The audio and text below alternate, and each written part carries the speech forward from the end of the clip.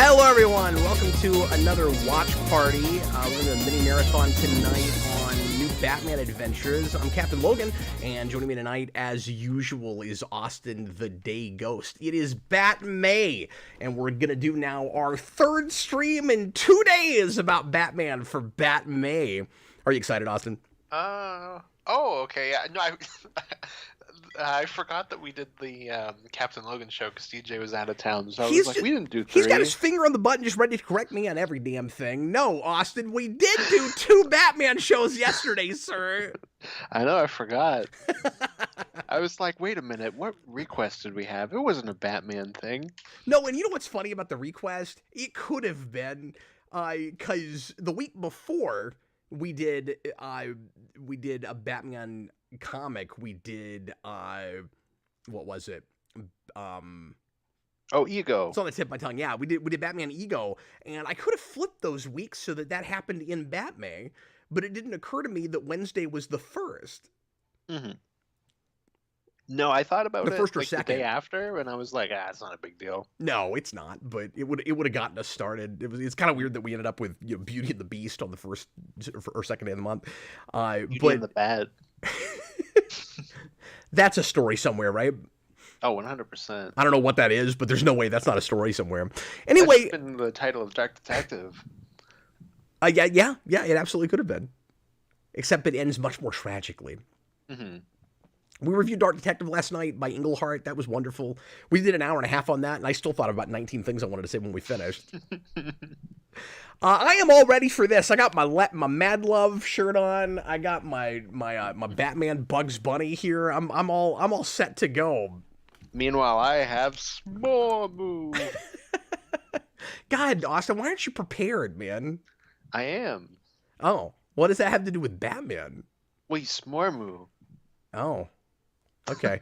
Yeah, you've said that every time you've worn that shirt. Like, the more times you say it, the more I'll somehow understand what it means, because I've never watched that show. Well, it's for the 2 people in the audience that have, and they're like, yes. But those people get excited every time you bring up that show.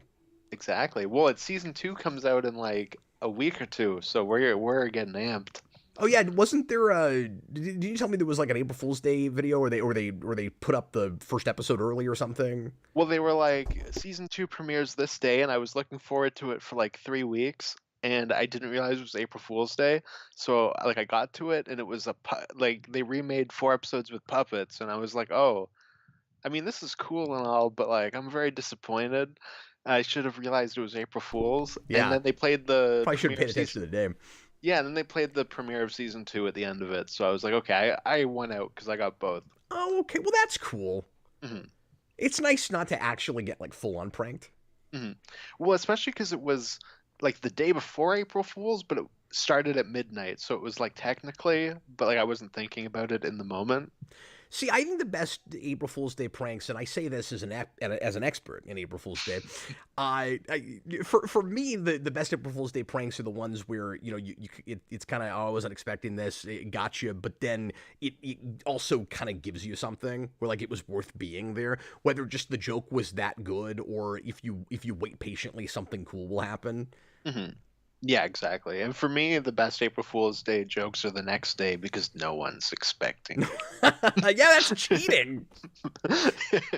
Like the one I did last year where I pretended like we were doing another Smallville stream, but I actually just played random music for 24 hours. I got messages from people the next day because I couldn't keep that stream up because you can't keep a stream past 12 hours. And I got messages from people the next day that were like, I listened to some of that music, but it's really cool. I don't know what it is. Would you give me that playlist? So like I ended up like giving people something. And they thought that was cool. So I don't know. I think those are the best ones. I did not do that this year. Mm-hmm. But I only made it 12 minutes long, so even though it was a... You should have remade a classic Equolution video with puppets. Oh, yeah, maybe I'll do that next time. Mm-hmm. Anyway, I don't know why we're talking about that. Yeah, I don't know. Austin and I are getting more off the rails lately. I think I'm getting delirious taking care of a baby all day and then not starting until 9 or 10 at night. Yeah, probably. Just always feels like 2 a.m. We're doing 5 episodes tonight, so we'll go ahead and get into it. We'll try not to have too much space in between. Tonight, we're going to tackle, like I said at the beginning, some new animated Batman. This is I always forget what this show is actually called. It's the New Batman Adventures, right? I always think it's New Adventures of Batman. I think it's New Batman Adventures. Yeah, because New Adventures of Batman is that Batmite show, I think, right? Oh yeah, you're right. It was that like late 70s, early 80s. Yeah, I think late 70s. Yeah, good call. Is that Adam West voice or? I think so. I think it is, and because I think there's one before it that he didn't do, but then he did that yes. one.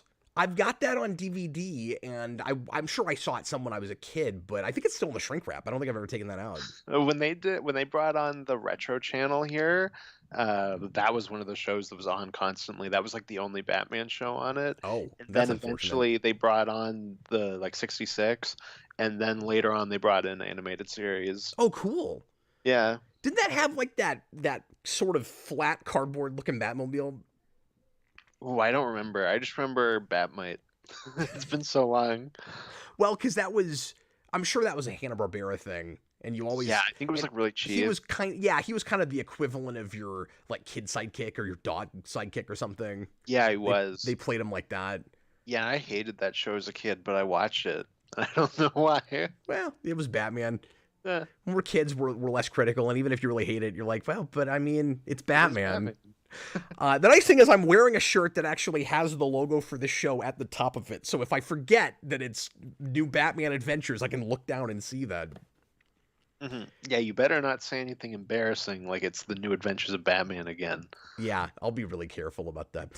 So tonight's episode selection was picked, all 5 of them, by Viktor Hermann, who got top super chatter last night on the Captain Logan Show, and thanks a lot to him for his support and everybody else that donated last night trying to get that. If you don't like the picks tonight, blame Viktor, because we didn't pick any of them. We are ending with Mad Love, though, so folks that don't love, if there's anybody that doesn't love some of the other, doesn't have mad love for some of the other episodes that he picked, you at least get mad love at the end of it. He seems to be a big Robin guy, because that seems to be the big correlation with some of his choices. Because I checked, not real deep or anything, and hopefully these come back to me some, because I haven't watched the show in a long time. And we're just doing a blank commentary like we usually do for these. We have not prepared for this, so we'll give you our in the moment reactions. And I say blind. We've both seen the show. I don't know if you've seen every episode of the show, Austin. No, I always end up dropping off at some point, and out of these episodes, the only one I have any idea what we're getting into from memory is Mad Love. I think at least 3 of them were either Robin or Nightwing episodes. I wonder if it's like if he's a really big Robin fan, or if it's because we talked about Robin so much on that live show that it just put him in the mood for those episodes. Yeah, that maybe it was like, oh, like let's kind of carry into that, do some more just Robin stuff. Being themey. Yeah, maybe besides Mad Love, he was avoiding some of the real obvious choices, because like I've done Over the Edge in the past on a 24-hour stream, and I've talked about Mad Love a couple of years ago when we were still doing Batmosphere with Dan's News, and I hope to bring him back at some point. We haven't talked in a while. I missed that guy, but we were doing a series together for a while, and I loved doing that show. That was a great show. It was wonderful. We did 10 of those, and for folks that don't know, go back and take a look at that, because they were kind of a couple-hour podcasts that were kind of variety show things, and we always did a review in them, but we had different segments about different Batman things, and they were real kind of in-depth and thorough, but laid back, and it was a lot of fun. But anyway, we did a whole Mad Love show for that, where we did a compare and contrast thing for that episode and the comic, and it's been so long that I won't be able to speak to that as much as we're watching through it, so this will be a little bit more riffy and not real insightful, but I have done a whole discussion and review on that if you want to go back and look at that. Yeah, the other day I was driving around and I was listening to your guys' Batmosphere on the One Fandom. Wow. Yeah, the one where they announced Gotham Knights and the Suicide Squad game. That was the second one. Yeah, I think so. Yeah, that ended up being just kind of a big news show. Mm-hmm. Yeah, because most of the things there were Batman related. I missed doing that. We'll do it on Batmosphere. If you and I didn't have 100,000 other shows we were doing, I would consider bringing Batmosphere back. Mm-hmm. And I mean, I'd love to do it with him, but he's been busy, and like I said, we've fallen a little bit out of touch. I haven't talked to Dan's News in a little while. So Yeah, I need for to sure. hit him up and see what he's doing. Because the last time we talked, he was like, "I love the atmosphere, but let's just do a show where we just talk about whatever." And I was like, "Yeah, let's do that." And then we never got around to it. So. That'd be great. But anyway, I digress. The first show for tonight is called Growing Pains. All the episodes are listed in the description if you want to know what is coming next. He was nice enough to put them all in order, in chronological order, and they jump around. So this is the 8th episode of the season, and if you're watching this on Max, it's listed as Batman the Animated Series Season 3, which is the appropriate way to list it if you're not going to put it in as its own title. Honestly, at this point, I think it should just be New Batman Adventures, because like there's 2 seasons of that, and it's in the same continuity, but it feels like kind of a different show. And I also don't like that Max. I'll just get this out of the way. Max puts the regular Batman Animated Series opening for these episodes, and I don't like that. Oh, well, I hope you don't have an issue with that, because I'm watching them on disc. What's the intro that it puts on the discs? Let's see. Because I did not get my discs out for this. I was just going to watch it on Max. It's the original. Okay, cool. I mean, I say I don't like that. I'm not sure what else you would do, because it was a little bit awkward. When these were aired, they kind of jump back and forth between different intros. I think it would make more sense to do the middle of season 2 intro that's Adventures of Batman and Robin, but even then, it's not this animation style. Like, this show didn't have a proper intro, so I don't know. Maybe it's not fair for me to complain about that, but the way I always saw it was, or saw it a lot anyway, was with the Batman Superman Adventures intro. But you're not going to have Superman episodes. This is just going to be Batman episodes. So what do you do? I wish that show had its own intro. It's very strange. Whatever. It's not the biggest deal. No, but it should have, because the animation style is different. No, I agree. It doesn't look like this, so it puts me in the mood for that, and then I get this show. Oh no. Say it again. So because you're like, ooh, look at this. Yeah, kind of. I mean, don't get me wrong. There's good stuff in the show. But I've never been the biggest fan of this animation style, although I've warmed up to it some as time has gone by. Maybe I've settled. Sure. You be the judge. Okay. Are you ready, sir? I am, yes. All right, let's jump right into it. If you're watching live, we appreciate you being here. Feel free to leave comments, and we'll try to interact with you some. And if you're watching after the fact, thanks for doing that as well. Dan's Den, spoilers, Growing Pains is distressing. I'm sure it will somewhat come back to me as we go. Dan's Den says on the DVD this is the origin of Nightwing. Dan's Den says on the DVDs they used the new Batman and Superman Adventures intro. Are you looking at Blu-rays, or? I'm on the Blu-ray. Oh, okay. So they went back to that. Interesting. Yep. But I mean, the Superman intro at least has this costume. So yeah. Anyway, here we go. Everybody, please press play. Oh, hold on. I don't have my clock up. Let me do that real quick. Otherwise, we'll just get inundated with, where are you guys? In the show. Okay, here we go. Everybody, please press play right now. Oh, hold on. I always do this. Bugs Bunny. Yeah, because you can't watch Batman Animated Series without a Warner Brothers ball cap. Yep. We got 2 WB logos. Yeah, see, that's why I've got this guy. Here's my...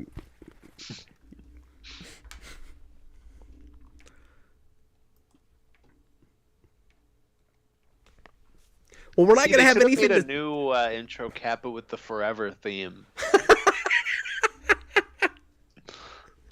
That would have been great. See, I've actually got the Batman Superman intro song just in my head right now. The what, sorry? I've got the Batman Superman song in my head right now because we were talking about that. Yeah. I just wish we were getting that. I'm trying to remember what the theme to Forever is. I can't even remember. I had it until you said that. It'll kind of be a second. They'll just play Kiss from a Rose. Because I'm hearing this. Oh my god, that'd be great too. Yeah. Imagine if I played Kiss by a Rose, Kiss from a Rose, whatever that song is called, over this intro. Well, I know I'm gonna get up in the morning and I'm gonna see that on your channel. I know that's what's coming. Austin's gonna make that. 100%. Oh no, it's Frank Miller Thugs. Um.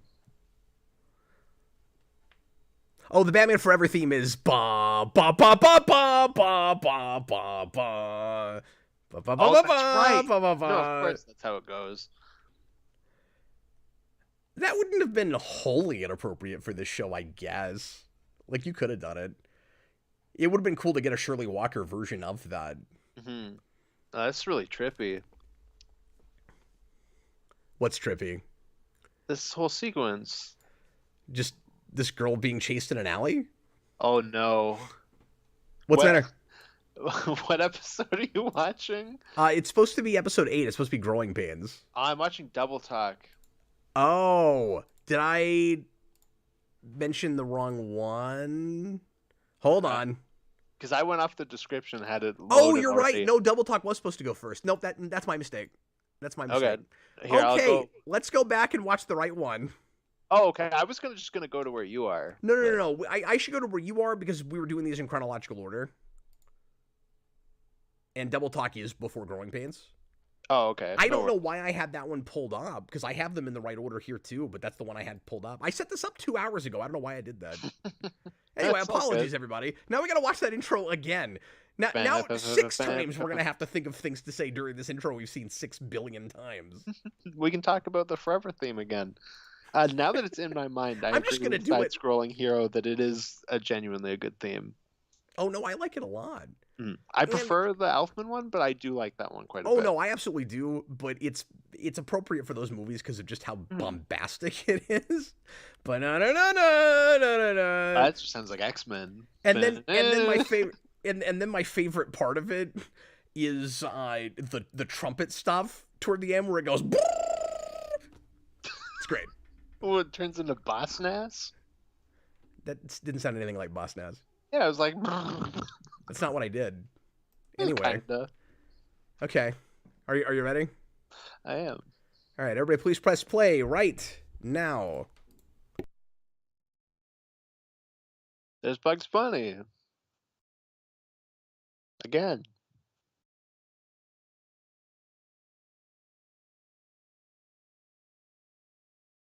So for a new intro to this version of the show, Cap, would you do the same kind of thing where it's like a sequence like this, just in the new animation style, or something completely different? I don't know, like, this show is tonally different enough that I might go a different direction with it. Just to, I was going to say to reflect the somewhat lighter tone, but it's awkward, right? Because Bruce Timm and Dan Reba and all those guys were kind of forced to, make a thing that was more sidekick centric and do kind of more cartoonish designs, but they pushed against it real hard by doing several episodes with premises that were weirder and more disturbing than anything they did in the previous show. Yeah. Because there's a part of me that wishes that just every show in this universe had a intro like this, where it was essentially a short film as opposed to like a traditional like montage. Yeah, well, and what I was going to say is because we also don't even get the cool like drawn title cards anymore. Oh, true. Yeah, I wasn't even thinking about that. And that was always a bummer to me. I agree. I love those. Well, especially because that's one of those things that feels comic booky, and obviously that's something that we did way before, like on film. But so you'd think an episode called Double Talk would be a Two-Face episode, but it's a Scarface episode. I don't remember their Scarface at all, so I'm kind of interested to see this again. Because there's certain villains that they do that I just don't remember their takes on. Like I don't remember their Black Mask at all. I don't remember their Scarface. They have a black mask? They do blackface. Blackface. Black Mask. That is a really unfortunate Batman villain. Yeah. Yeah, he's not. He's a foil for Batman in that Batman's not racist.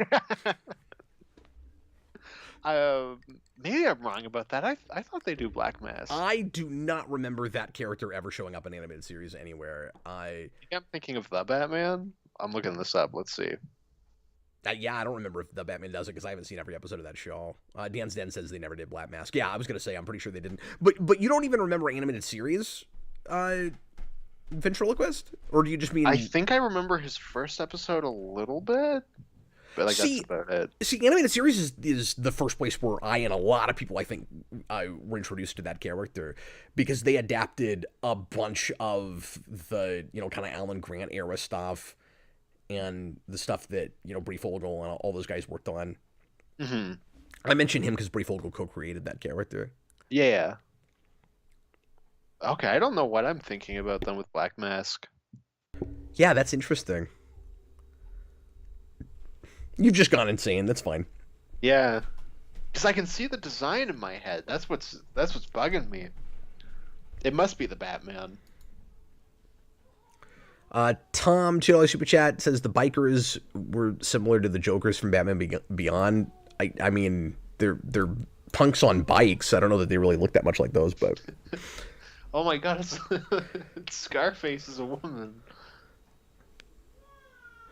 Oh, so is this one of the rehabilitation episodes? Yeah, I think it is. And, well, I say that. I want to say, again, I'm very, very rusty, guys. I want to say that we already did a sort of rehabilitation episode for the ventriloquist in the previous show. Okay, I know obviously Penguin. I guess he's on his own again now. But yeah, we did like 3 or 4 of those in a row in the second season. They really like those premises, and a lot of them are really good, so fair enough. But this might be the only time we do it. I'm not sure, but I really thought they did that before. Mm-hmm. Somebody will correct me. I think we've got a lot of viewers that go back to the show constantly and just have it real fresh in their minds. Yeah, when I know more of the earlier stuff better. Me too. Because as much as I love that show, throughout, I do think that the early stuff tends to be better than the later stuff. Mm-hmm. Or at least, I don't know, generally. I mean, like, there's some great stuff in season 2 also, but I think a lot of my favorite episodes are in the first season. Yeah. You know what? I'm just thinking about this, looking at it. You know what I think part of my issue was going to this stuff when I finally got to it? Yeah. Is, Oh, did you not grow up with this stuff? Not this season. Oh, I see. Like with the art change. When you said that, I thought you were going to blow my mind and say, I didn't watch animated series until I was, like, 19 years old. No, I mean, I don't think I watched a ton of the show, but I watched Phantasm a lot as a kid. Because I didn't like Batman as a little kid, but I liked that movie. Oh, that's right. You've told me that. And I liked 89. Anyway, I'm sorry.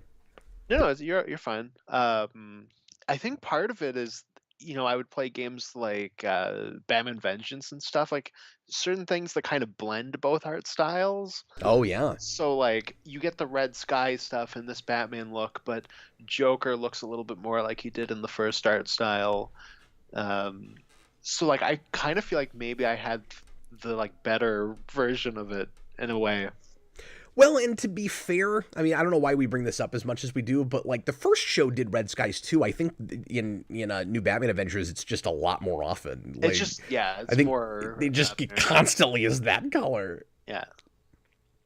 Well, I think people just call it the Red Sky season, too. Even though, like you said, it technically had 2. See, I've never heard that. We've had this conversation. Red Sky for me is just a Ninja Turtles thing, and the show happens to have Red Skies. Mm-hmm. Maybe I'm thinking of that then, and my brain's bleeding. Yeah. So Austin just lives in a different world than the rest of us. Like, for Austin, there's a Red Sky season of Batman, and this show did Black Mask. Yeah, and Blackface. Dan's Den, Batman never actually punched anyone in animated series, but he does here regularly. And that's part of that pushback thing I'm talking about, where they're like, well, if we have to, like, ostensibly make the show seem like more for smaller kids, we're going to push the envelope even harder in subject matter and content and see what we can get away with. And they've talked about that in commentaries with this. We're like, that's absolutely the way they approached it. Mm-hmm. Yeah, in an animated series like before this, he doesn't punch people, but he hits people with pipes a lot, like bats.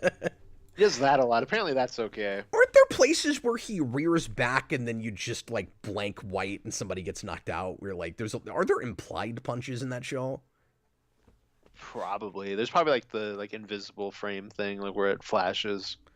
Dan Snyder says people do call this season the Red Sky season. Okay, so okay. I'm not completely losing it. No, I mean you are, because you thought Black Mask was here, but yeah, he's right here. He just took his mask off. I don't know why it's so disturbing to me Oh, to Clark see. Kent and Lois were there. Did you see that? You're like a second ahead of me, Oh, so they I were. didn't Yeah, until you said that. yeah, they were in the background. I mean, it was like for a split second, and they were far off. No, that's kind of cool. What a jerk. Here, I'll pause it for a second. I forget what I was saying. I don't know.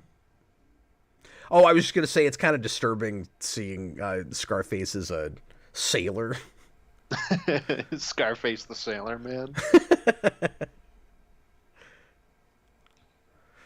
He's strong to the finish because he controls the ventriloquist. Austin, all they got to do is get Scarface laid, and they'll be fine. No one steps on a ventriloquist in my town. You beat me by 2 seconds. You ever notice that ventriloquist and Clock King have the same eyes? They got like the tiny beady eyes. They do, yeah. Ventriloquist is one of those big ones where I'm like, we really got to do him in live action at some point because it would be so cool. Yeah. There's a fan film that does a decent job of it. I don't know if you've ever seen that, but it's I haven't, no. it's the sequel to City of Scars. Okay. By Bat in the Sun. Have you ever seen City of Scars? No. I don't really watch a lot of fan films.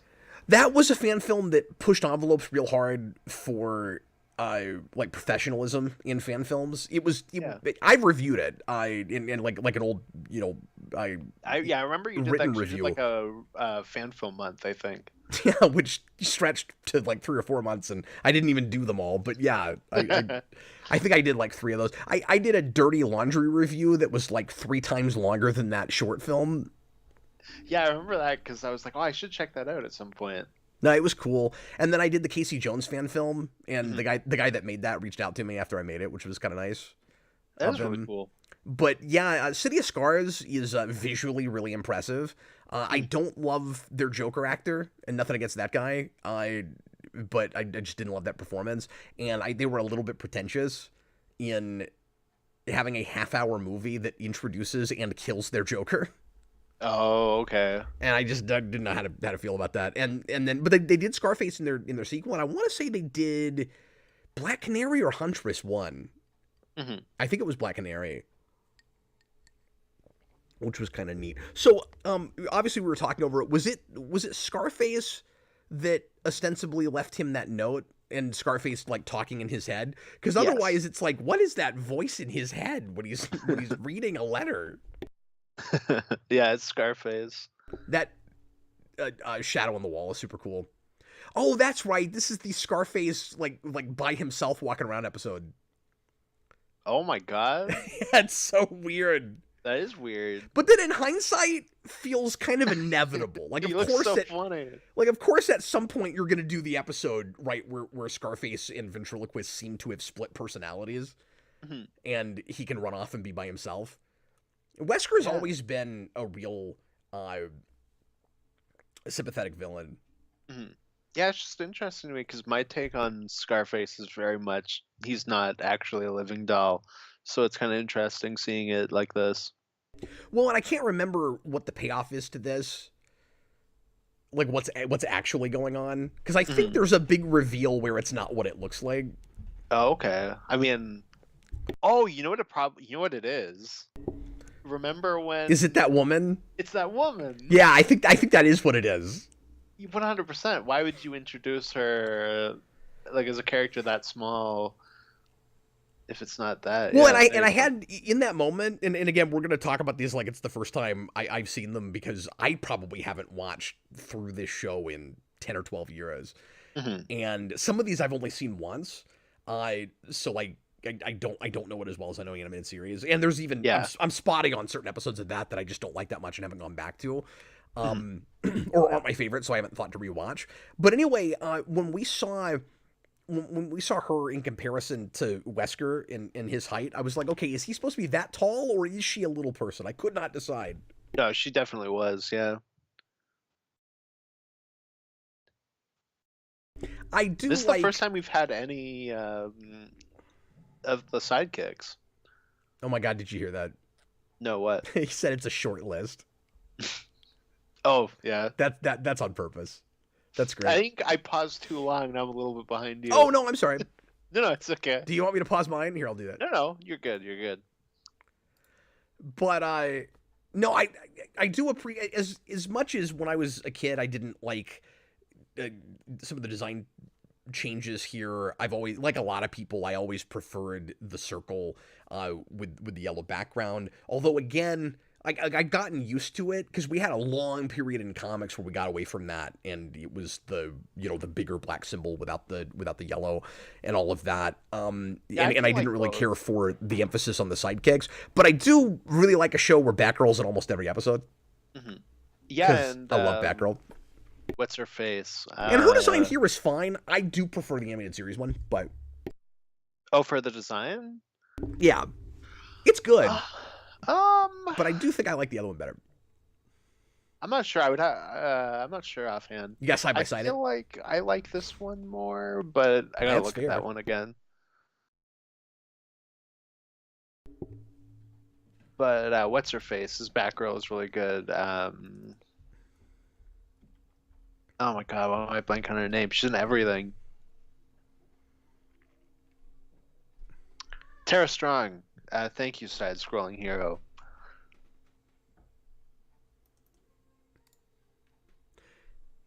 Yeah, I had a brief moment where I was like, it is Tara Strong, right?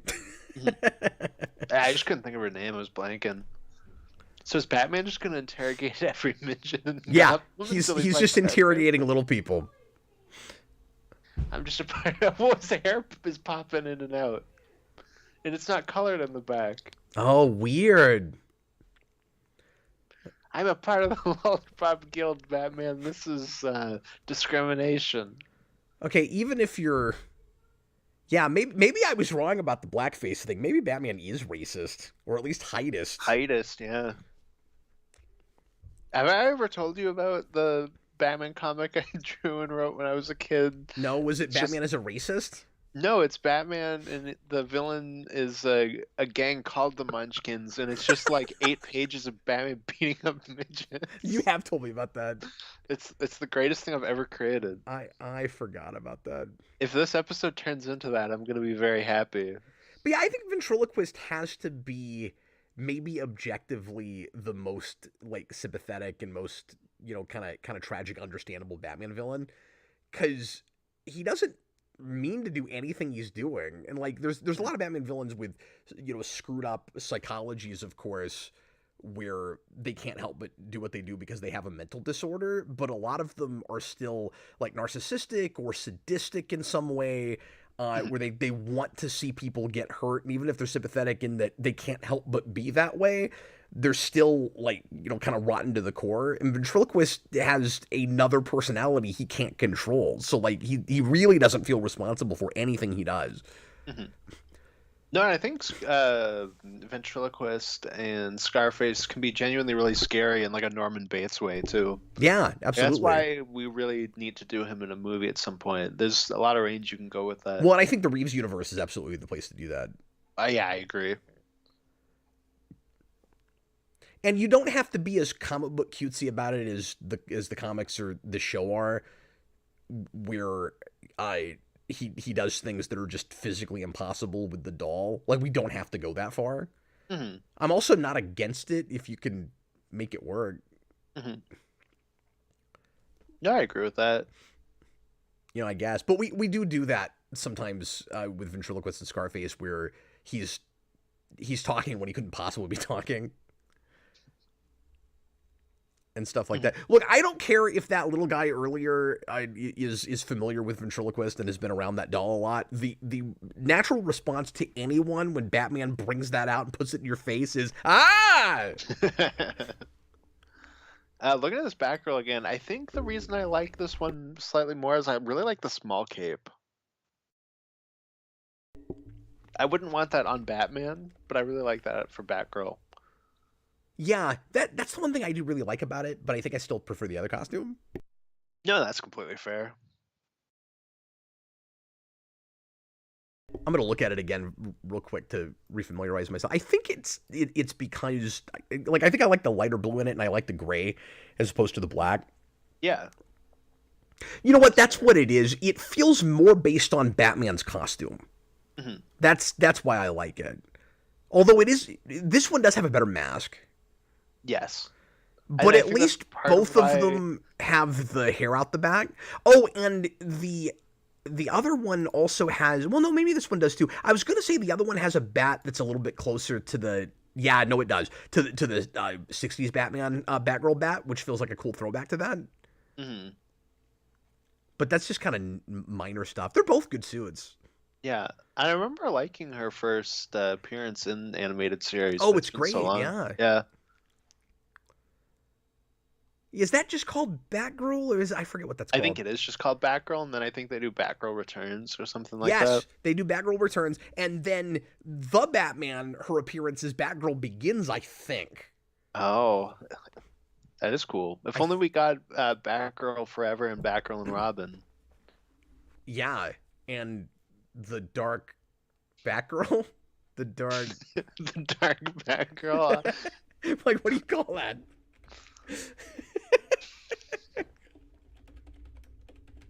Not that, certainly. Yeah, no, I'm right. That's where the show does blackface. I was really hoping you would avoid bringing that up again. Chewbacca's Lover, $5 super chat. Fun fact, they were originally supposed to just straight up have the costumes of Batman and Robin in New Batman Adventures. The designs are online. When he says the designs of Batman and Robin, does he mean the movie? That's what I'm guessing. Here, I'll look this up. So, because this came out right after that. Which means maybe there was even a discussion of doing a version of the Batman Forever theme. I bet they talked about that, Austin. Mm-hmm. That is possible. If they were talking about bringing costume designs from it. Also, this might... You know, Warner's calling for this show might have been a response to the popularity of Batman Forever. Mm-hmm.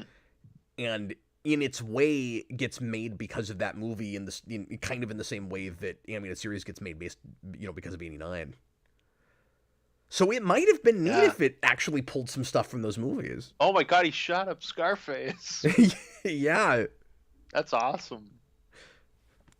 I shouldn't have paused. You got ahead of me then. It's all right. No, it's okay. Oh no. Once again, he's about to lose his dummy. This has happened before. Now, one thing... I can't find anything about these Batman and Robin suits, but maybe it's just Google being stupid. I said that Wesker... Okay, so I guess she wasn't... I wish that's what they'd done, though, Austin. I wish she was Scarface. They should have. We did not call that right. I was going to say there's still time. But no, there isn't. No, it's over. That's it. Well, Wesker got a happy ending, I guess. So that's nice. Mm-hmm. Except I guess I kind of prefer it when we stay real tragic with him, where he can't get away from the nightmare of that other personality as hard as he tries. Mm-hmm. But I said he's sympathetic and not really responsible for what he does. But he also, I remember from an episode of the other show, he can still be kind of underhanded and a little bit manipulative because he's so used to working for the mob, and he feels like there's just no other way to achieve things. So he still acts as a criminal, but a lot of it is understandable because of his experiences and how screwed up, like I said, his psychology got. When I feel like they probably did that because all of their rehabilitation episodes end with the villains going back to villainy. It is kind of nice that they did one where they actually get a happy ending. Yeah, somebody said that he doesn't get one. He's just involved in Catwoman's, but God, I really thought I remembered one where he's trying to make his own way, but then Scarface is calling to him, and he's got to go. He's got to quit his better life and go remake the doll or something. But I might be remembering that wrong. Maybe that's in a different show. Or maybe No, I don't think so. Because that's in the Batmite show. Well, I was gonna say, yeah, sure. and then he steals the cardboard Batmobile. But the only the only other show that I recall really doing very much with Scarface is the Batman, and they have a very different take on that character. Because their Oh, really? Scarface is separate, and he's like this big lumbering like robot thing. Oh, Is okay. what I remember. This was like remake Chucky. A lot of this stream is just gonna be me fumbling around with like decades old memories, and then people like reminding me what it really is and helping me piece my memories back together. Welcome to the Amnesia edition of our mini marathons. When are we gonna do the rehabilitation episode of Geekvolution? We're making that right now, actually. And Oh, it's okay. going to be a real tragic ending where I hope so. I'm going back to prison. Austin's going back to the asylum. Anthony Not for a Cabrera, lot. the puppet master is female. Scarface is the same. He's just controlled by a woman. Oh, okay. Thanks for explaining that. Side-scrolling Hero 16. I almost mentioned this because I was looking at this on Wiki, but he said going through the credits, Tara Strong is credited as Tara Chardinoff, so she hadn't changed her name yet. Mm. Yeah, because I feel like that happens some point in the 2000s. And Anthony Cabrera also mentions that Paul Dini did a female ventriloquist. Yeah, and I read something with her, like, well later. I think they brought that version of her back in something over the last, decade and a half, maybe. Yeah, I like vaguely remember that. Yeah, I'm very vaguely remembering that. Maybe we should prepare for these every time. No, we got this. We're owning this. Speaking of, yeah, we're real self-indulgent. We just show up and watch these things so that you guys can remind us what the hell is happening. In a couple of weeks, we're planning to do another mini marathon for Batman. I meant to mention this at the beginning, and we're going to finally do one, I think, for Brave and the Bold. No, not Brave and the Bold. Yeah, Brave and the Bold. Yeah, that's what we were talking about last night. Because that's the one, at least of the modern shows anybody cares about. I mean, I guess we could go to the Batmite show. Well, I was gonna say the Batmite show, and then I was like, people probably want Brave and the Bold more. Yeah. But I don't know. And I've done an episode or two of that on 24-hour streams and on the Wheelspin show, like you were mentioning last night, Austin. But we've never done a straight-up mini marathon on it. So that's the last big one that we should probably do. We should have done a marathon on that when Blue Beetle was coming out. Oh, yeah. That would have been a good idea. Mm-hmm. Because there would have been literally nothing else to do for Blue Beetle. We could have done every episode with Blue Beetle. No, exactly. Because that would have been the only thing to do. There's probably some Blue Beetle in Justice League Unlimited. When I think he's in Young Justice. Oh, yeah. No, that's true. Okay, I'm wrong. Young Justice would be the obvious place to go because he's one of the main characters in that first season, at least. Mm-hmm. But he's in Brave and the Bold a lot. Yeah. Because not as much as Aquaman and not as much as Green Arrow, but... Okay, see, I remember that show mostly being Blue Beetle because that show is the reason I like that character. Oh, okay. The Aquaman and Green Arrow were in more of the ones I saw, but I haven't seen every episode of that show. And then the villain that we could never get away from was Gorilla Grodd. He just over and over again. He just would not leave that show alone. Yeah, and I think that's also why I like Gorilla Grodd. I think that's part of why I'm not a big Gorilla Grodd guy, just because it's kind of disappointing that he wouldn't stop showing up.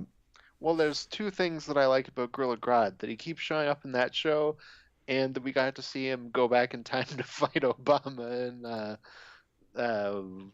the Tomorrow Show, whatever that CW show was called. Legends of Tomorrow. Legends, yeah. Which we have done a mini marathon on, unfortunately. Except that episode sucked because it was only the beginning. Yeah. And that universe was weird because they kept teasing Blue Beetle and they never did it. Oh, weird. I feel like there's a few things, because didn't they also do that with Green Lantern? Green Lantern, yeah. They had 17 or 20-something seasons combined of all of those shows. And they teased Cord for years on Arrow. And they never did it, and I don't know why. I assumed it was one of those weird embargo things where they thought they were going to make a show or a movie, and so they weren't allowed to use it. That's the best I can come up with, and same thing with Green Lantern. Mm-hmm. Probably. But Green Lantern, they did more with, because, spoilers for that if anybody cares, because the very end of Arrow, Diggle gets a Green Lantern ring. But then he shows up in other shows and he's just Diggle. Yeah, the loophole. The only show I know of that he shows up in after that is just like an episode or two of Superman and Lois, and that's retconned as not even being in that universe anymore. So, But then he was also going to get his own show, and I don't think he was going to be a Green Lantern in that. well, that's true. But that didn't end up Basically, happening. what we're saying is that if you are a fan of Ted Kord and Green Lantern, you should be really thankful that the CW didn't get their grimy hands on it. No, that's absolutely right. Yeah. I forget what that. Sorry, we should get on the next episode. I forget what that Diggle show was supposed to be about.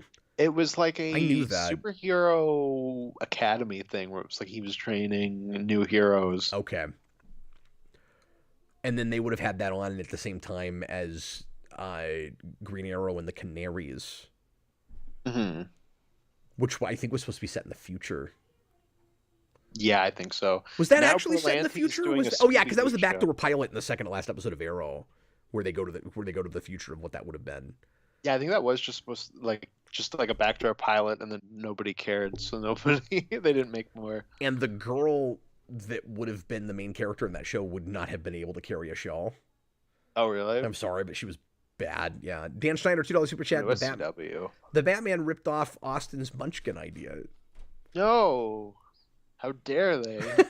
I need to watch this now. It sounds more like Austin came to the same thing years and years later. Bob the Hunt, $5 super chat. This is when they moved from Fox Kids to Kids WB. Oh, yeah, that's right. Kids WB had looser censorship. They could show blood and say kill. Superman was also on Kids WB. Yeah, where they killed Dan Turpin on screen. Yeah. And I haven't seen it, but I heard the Blu-ray restored his funeral where it has not Marvel characters at his funeral. Oh, interesting. I'll have to go back and look at that.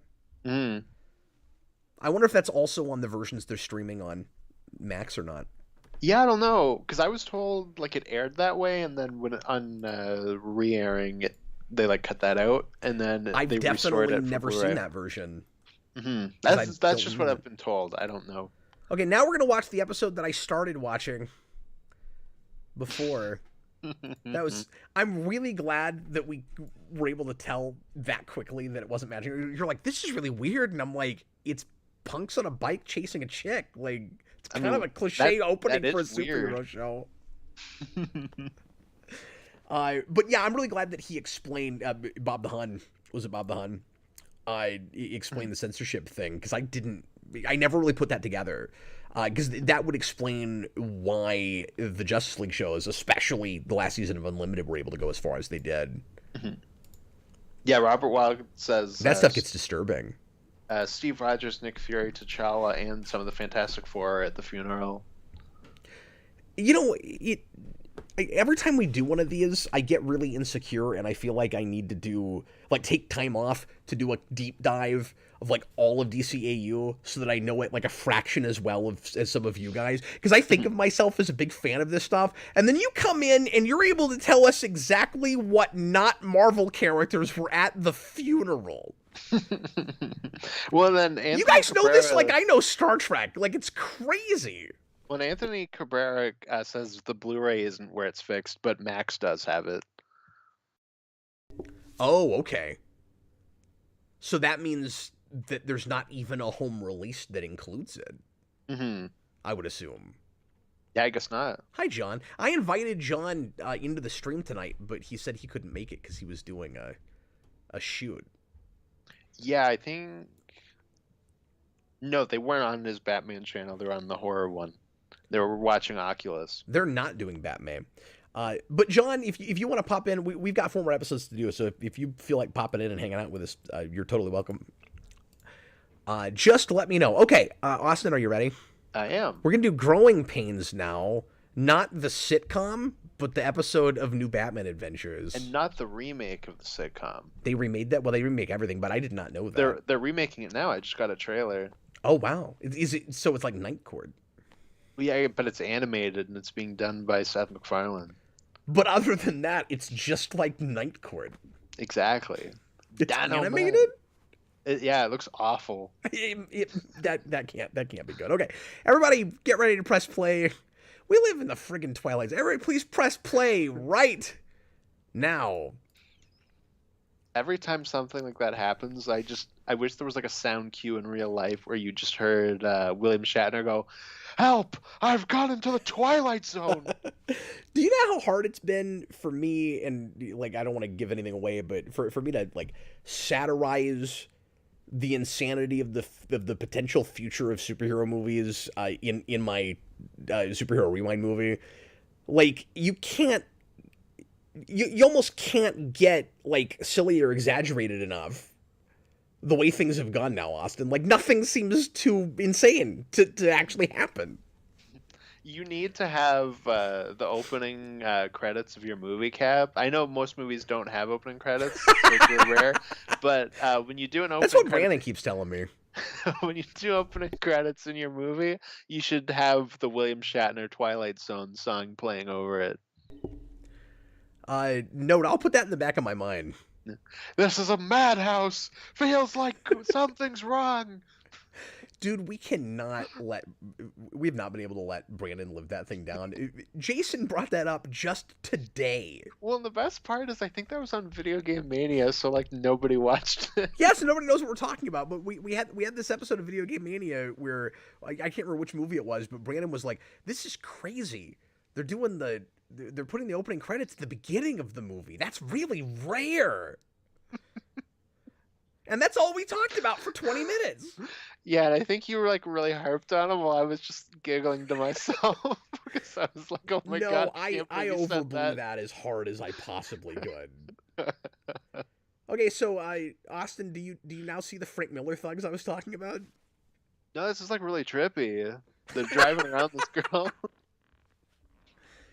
I say Frank Miller thugs. There's also some Akira throwback here. But this main guy looks like he went Super Saiyan.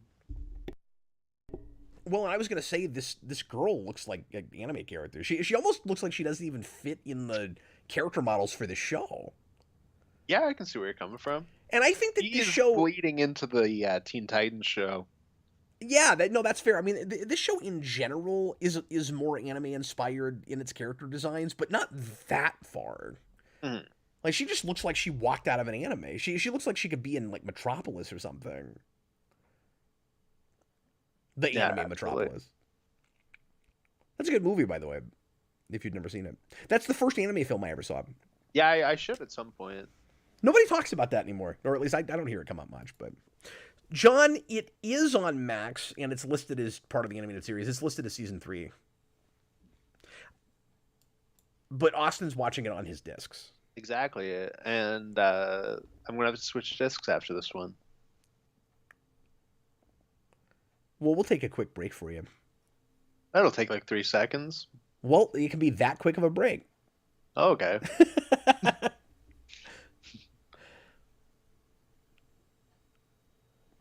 You can't. I can't exist in this art-styled world. I must go back to anime. I gotta go back to my anime city of Bloodhaven. Help!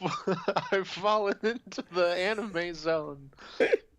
I think both of the episodes we've watched so far open, correct me if I'm wrong, Austin, with the title over the night sky.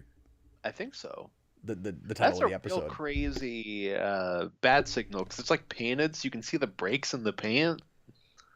Yeah, and it's so much more like jagged and gnarly than the animated series version. Like it's real dramatic. Yeah, exactly. Here's anorexic Gordon.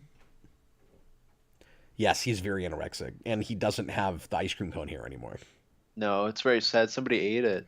And he has the same eyes as the ventriloquist for some reason.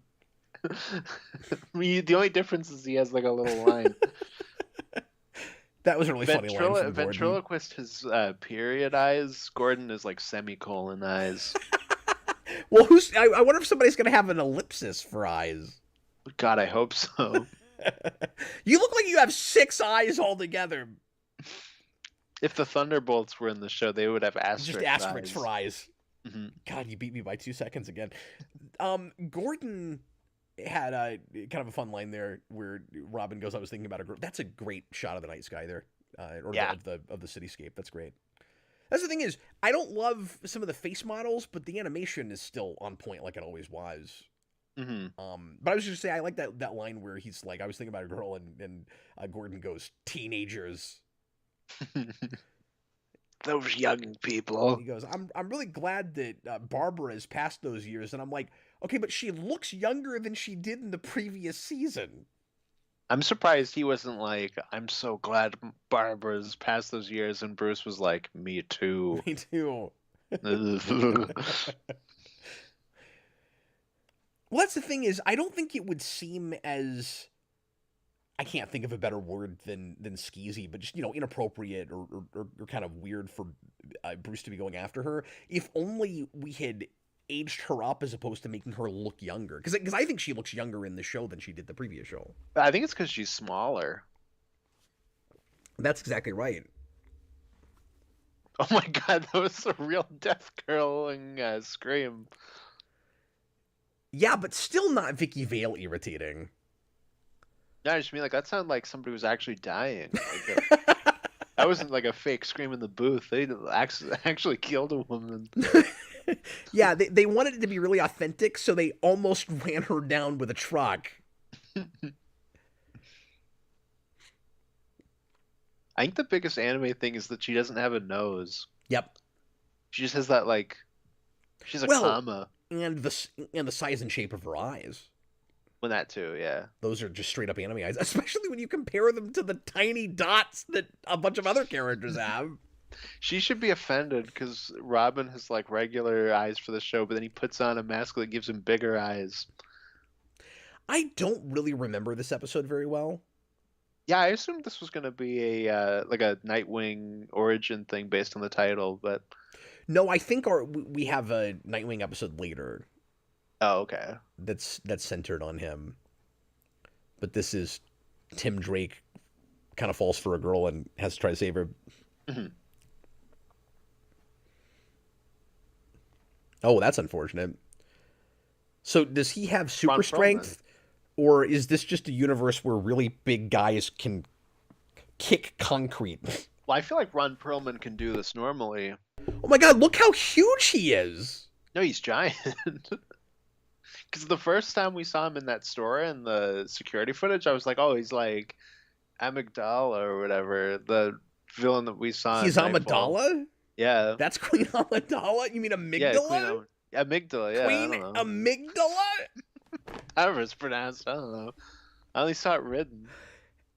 Isn't the amygdala like a part of the brain? Yeah, but remember there's like that Batman villain that's called that. And he's no, like, I know, but I just think it's funny that you can't pronounce it.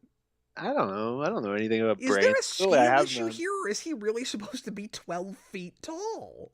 No, he's definitely supposed to be 12 feet tall. Good lord. I mean, he's bigger than the Tick. The guy's he's massive. Some guy. I mean, he could be Clayface. It is Ron Perlman. Oh, is it Ron Perlman? I didn't notice that. Or maybe you said it. I like that even as big as he is, they animated him kind of struggling, climbing up that. Yeah, like he's as big as Bane when he's on Venom. Mm-hmm. Yeah, this guy should have been their Bane. Wow, I love how Batman was too cool for a line there. Did you see that? Yeah. He just points and to have Robin go the other direction. He's like, has he talked at all in this episode yet?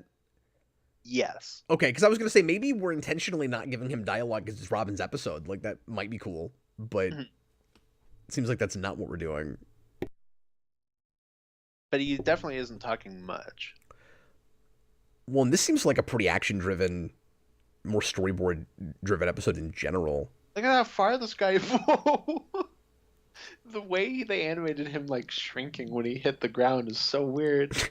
Well, he can survive that because he's 12 feet tall. It's just that's not much of a drop for that guy. No, he did the drop from Civil War when Bucky jumps out the apartment buildings and then T'Challa and Captain America jump after him. See, I wondered about that, Anthony Cabrera. 49 Super Chat, he said this episode was animated by TMS. Yeah, that explains everything. He said the same studio that animated Akira. And see, I called that. And we're so trusted by Tim that they even storyboarded episodes. I didn't remember their episodes having, like, straight up new character models that looked like anime characters. Mm-hmm. I Yeah, didn't have a I've seen problem so with little it. of They this just they version. sort of don't look like they fit in the same unit. It's interesting that even like the background characters don't look like anime characters. So it feels like a really conscious choice. Chewbacca's lover said that character is supposed to be superhuman. They said he was chemically altered. Okay, thank you. Sometimes I need people to give me the exposition because we're talking over episodes. He's altered.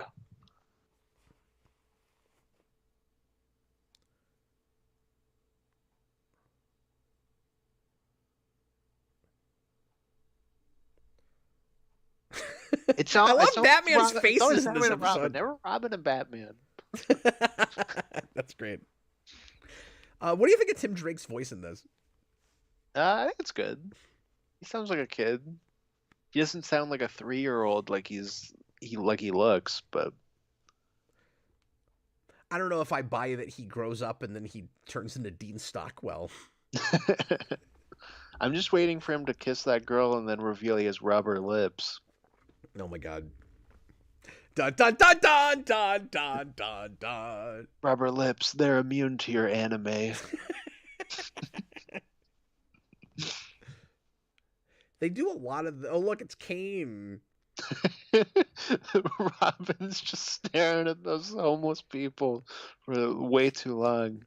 You know, this is the tragic origin of some other future superhero. Mhm. Like there was a kid that just really wanted his parents to take him to see Kane. And Yeah. then they die in a back alley. So is that like a double reference? Where like it's both Citizen Kane and Bob Kane created Batman? And Cassandra Cain. It's a triple reference. Nah, because she's not her name's not spelled that way. Well, they made a mistake. I don't think her name is spelled that way. No, No, it's it's with a it's C. CAIN. Because it's CC. Yeah. There you go. Yeah, her initials are just forwarding things in email. Cap, do you think this character is the inspiration for maps? Yeah, I think you're right about that. That must be it. They were like, an anime woman meets Robin. What if we made a new Robin that was named Maps? I feel like the way this episode is storyboarded and just the pacing and atmosphere of it is real for season. Mm-hmm. That's true. And even a lot of the subtle stuff that I think we still got Walker doing the score here, and just some of the I subtle think so. stuff that she's doing there. That like this really feels like it could have been an episode. I mean, besides the fact that it's Tim Drake, obviously, Mm-hmm. but it feels like it could have been in that show. And I mean, I know that might sound silly to some people because it technically is kind of the same show, but there's a lot of the flavor of this is different but familiar. Mm-hmm. But they're just going to the nines with the expressive Batman faces in this. They're going crazy. There's places where he looks like the angry video game nerd. He's just. There's going to be something with this girl, right? I honestly have no idea where this goes. I think she's going to be Scarface.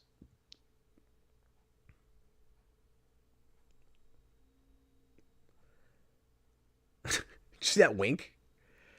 Because everything about her is just she's out of some other anime. It's great. Or it'll turn out this is Hardak and he's back. Oh no. Did he say she had straight up amnesia? Yes. Yeah, okay. Well, no, that makes sense. It's Hardak. And she doesn't know who her dad is. He's super strong. There's got to be something. Something's going down. Yeah. The big revelation is, Or it's Clayface because it's Ron Perlman. yeah, it's Amidala. I hope so. Amygdala. Oh, it is Clayface. There you go. Hey, you called it. Only because it's Ron Perlman. Oh yeah, it's all coming back to me now. And Oh, isn't she like a piece of him? she's a piece of him. Yep, that's what it is. Clayface, he wanted to become an anime character.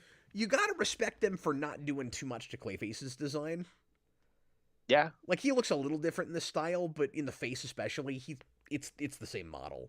No, it's the same thing. It's just kind of updated to that style. Yeah. Yep. He reminds me here a little bit of the Cinder Block villain from Teen Titans. I can't remember his name. Oh, apparently Robin can also break steel beams. Yeah. So I don't care that guy's supposed to be supernatural. Apparently, a lot of people can do stuff like that. Well, we learned yesterday that Batman can, so apparently. Oh yeah, I remember that. Yeah. How much mass does Clayface have?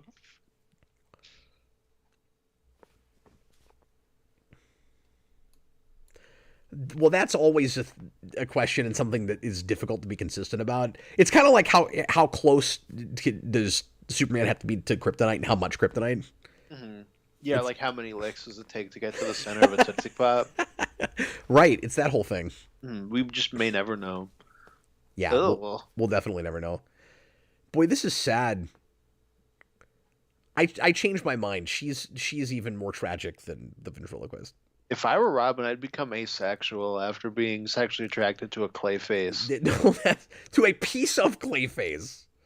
That makes it even weirder. Like if she somehow was an actual, like, more of an actual offspring, like, okay, but like he's just a piece of Clayface. Mm-hmm. That's disturbing.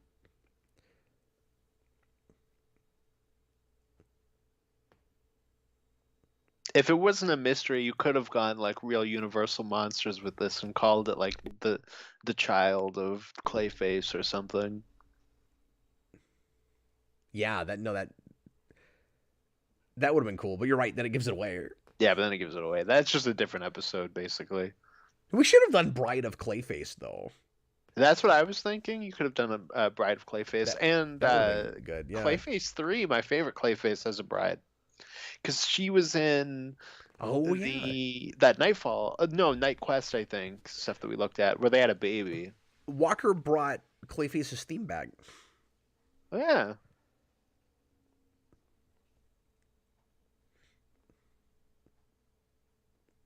They have a lot of kind of lame follow-ups for some of these villains that don't show up that often. Like, I don't really care as much for the second Man-Bat episode with the kind of a similar revelation in its way, where it's like it's not him, it's his wife.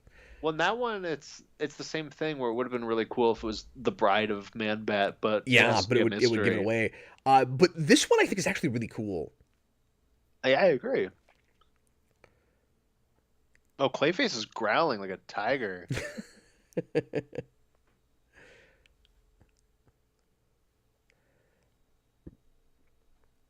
Well, I like that we're really expanding on like what he is and what he can be. Mm-hmm.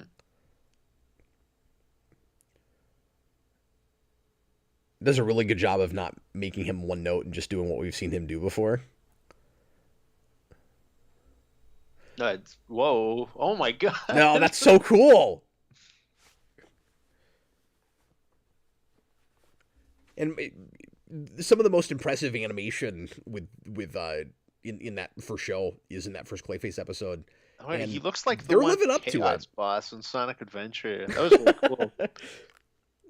Oh, and he's still doing the like turning into metal stuff, which I always love. Mm-hmm. He just made a big like shield block at the front of him. Yeah, when he made the blades earlier that Robin punched through, and that was one of the specific ones we did in that first episode. This is really impressively animated, Austin. I know, this is great. Did you see all the detail in Tim Drake's face when he was like agonizing earlier?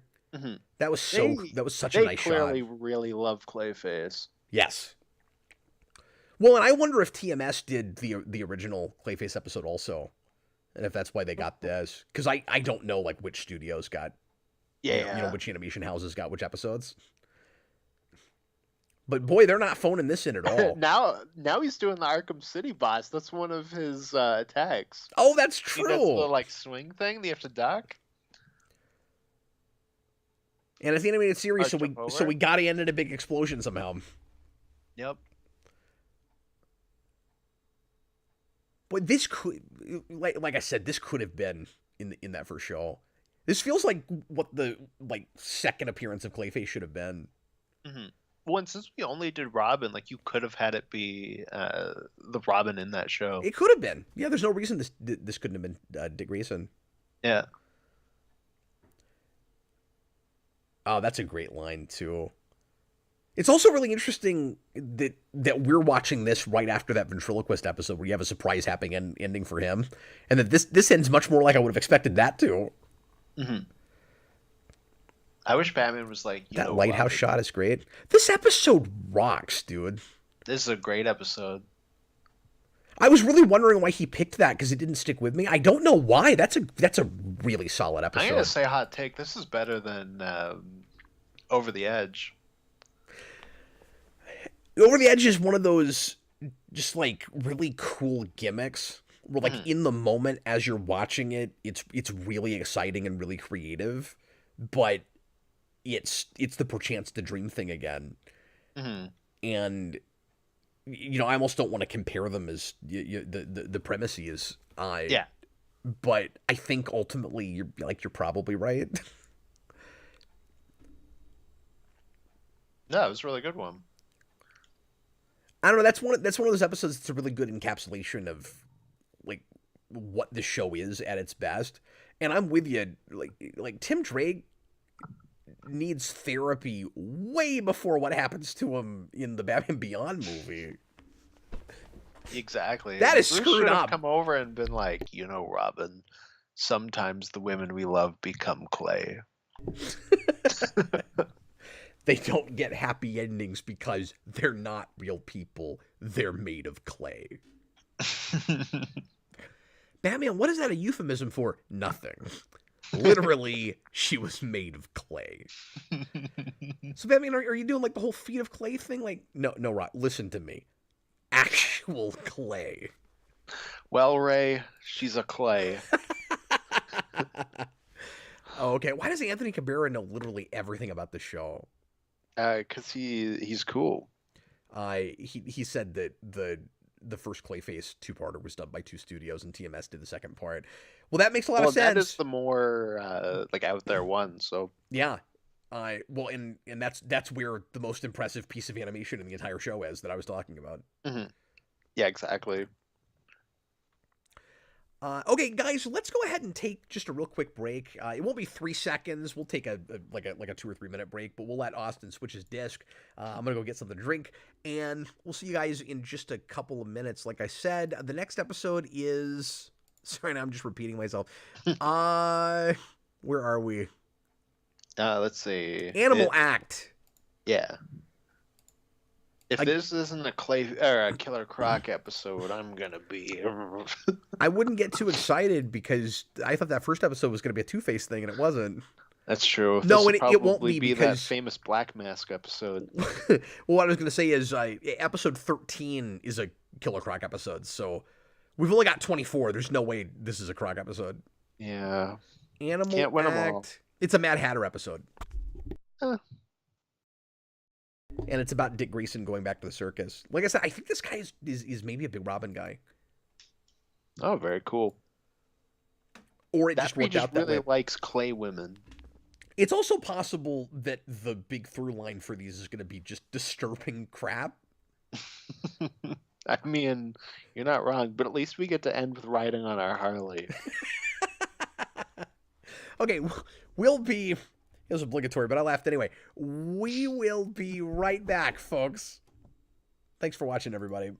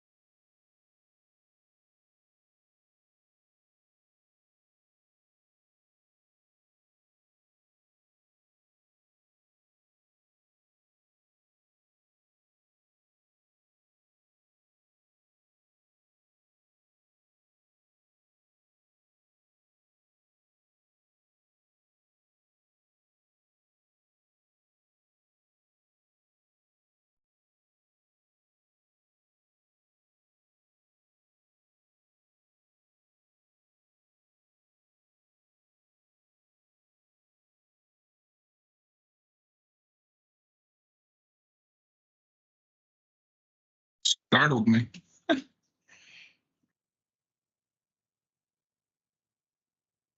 Oh, sorry. Hey, everybody, I'm back. Look, it's John. Hi, John. Hey, how's it going? How you doing, man? Not too bad. Not too bad. Thanks for joining us. It's been forever. It has. We haven't actually gotten to talk about Smallville. No, not in months. I just haven't had time to do a stream that long. I'm sorry. What? I think there's something wrong with the world. We can't talk about Smallville. Yeah, no, I'm definitely having withdrawal syndromes or syndromes. Wow, I gotta do 3 more episodes tonight. Crappy Flatliners episode. I'm sorry. What was that about the Flatliners episode? You're like Lana in that crappy Flatliners episode. I'm glad we're past that. Me too. No, I started rewatching Power Rangers RPM on a whim. I've been kind of in a mood for Power Rangers since then. Oh, cool. Yeah, Jason and I have been watching a little bit of Power Rangers lately. Cap, look out. What? I can finally watch SPD. What am I looking out for? It's John because of John? The explorer guy from the Rudolph the Red-Nosed Reindeer special is here. Wait a minute. What? I thought that guy was you, Austin. I'm so confused. I can't tell the difference now. How am I gonna know which one is the real Austin? I'm not Ginger. So I better ask John something only Austin would know. Exactly. Do that. So you can tell because I'm not Canadian. Hey, John, how do you pronounce amygdala? What? Whatever. Wait, how does Austin pronounce it? Amidala? Never you mind. Amidala? What is this, Star Wars? Yeah, it's Princess Amygdala. Oh, no. I'm horribly embarrassed. You must be so embarrassed. Anyway, John, thanks for joining us, man. It's great to see you. Yeah, thanks for having me. I'm hoping I've not seen any of this show. Oh, this ever? part of the show. Sorry, what? Not that I can remember. You've never seen like Mad Love, or I'm pretty sure you and I have watched Over the Edge at some point. Okay, well, like I said, not that I remember anyway. Yeah, I didn't know how well episode. I didn't even know how well versed John was in Batman at all. I know I'm getting more into the comics, and I know at this point I know like the original the part of animated series okay-ish. Okay. But I still need to rewatch it. Well, maybe if we can get John more versed in Batman, we can turn him against BVS. Cap, you know what's another way that you can chance? differentiate John and I? John's like, no, it's never going to happen. Sorry, what, Austin? You know what's another way you can differentiate John and I? What? One's blue.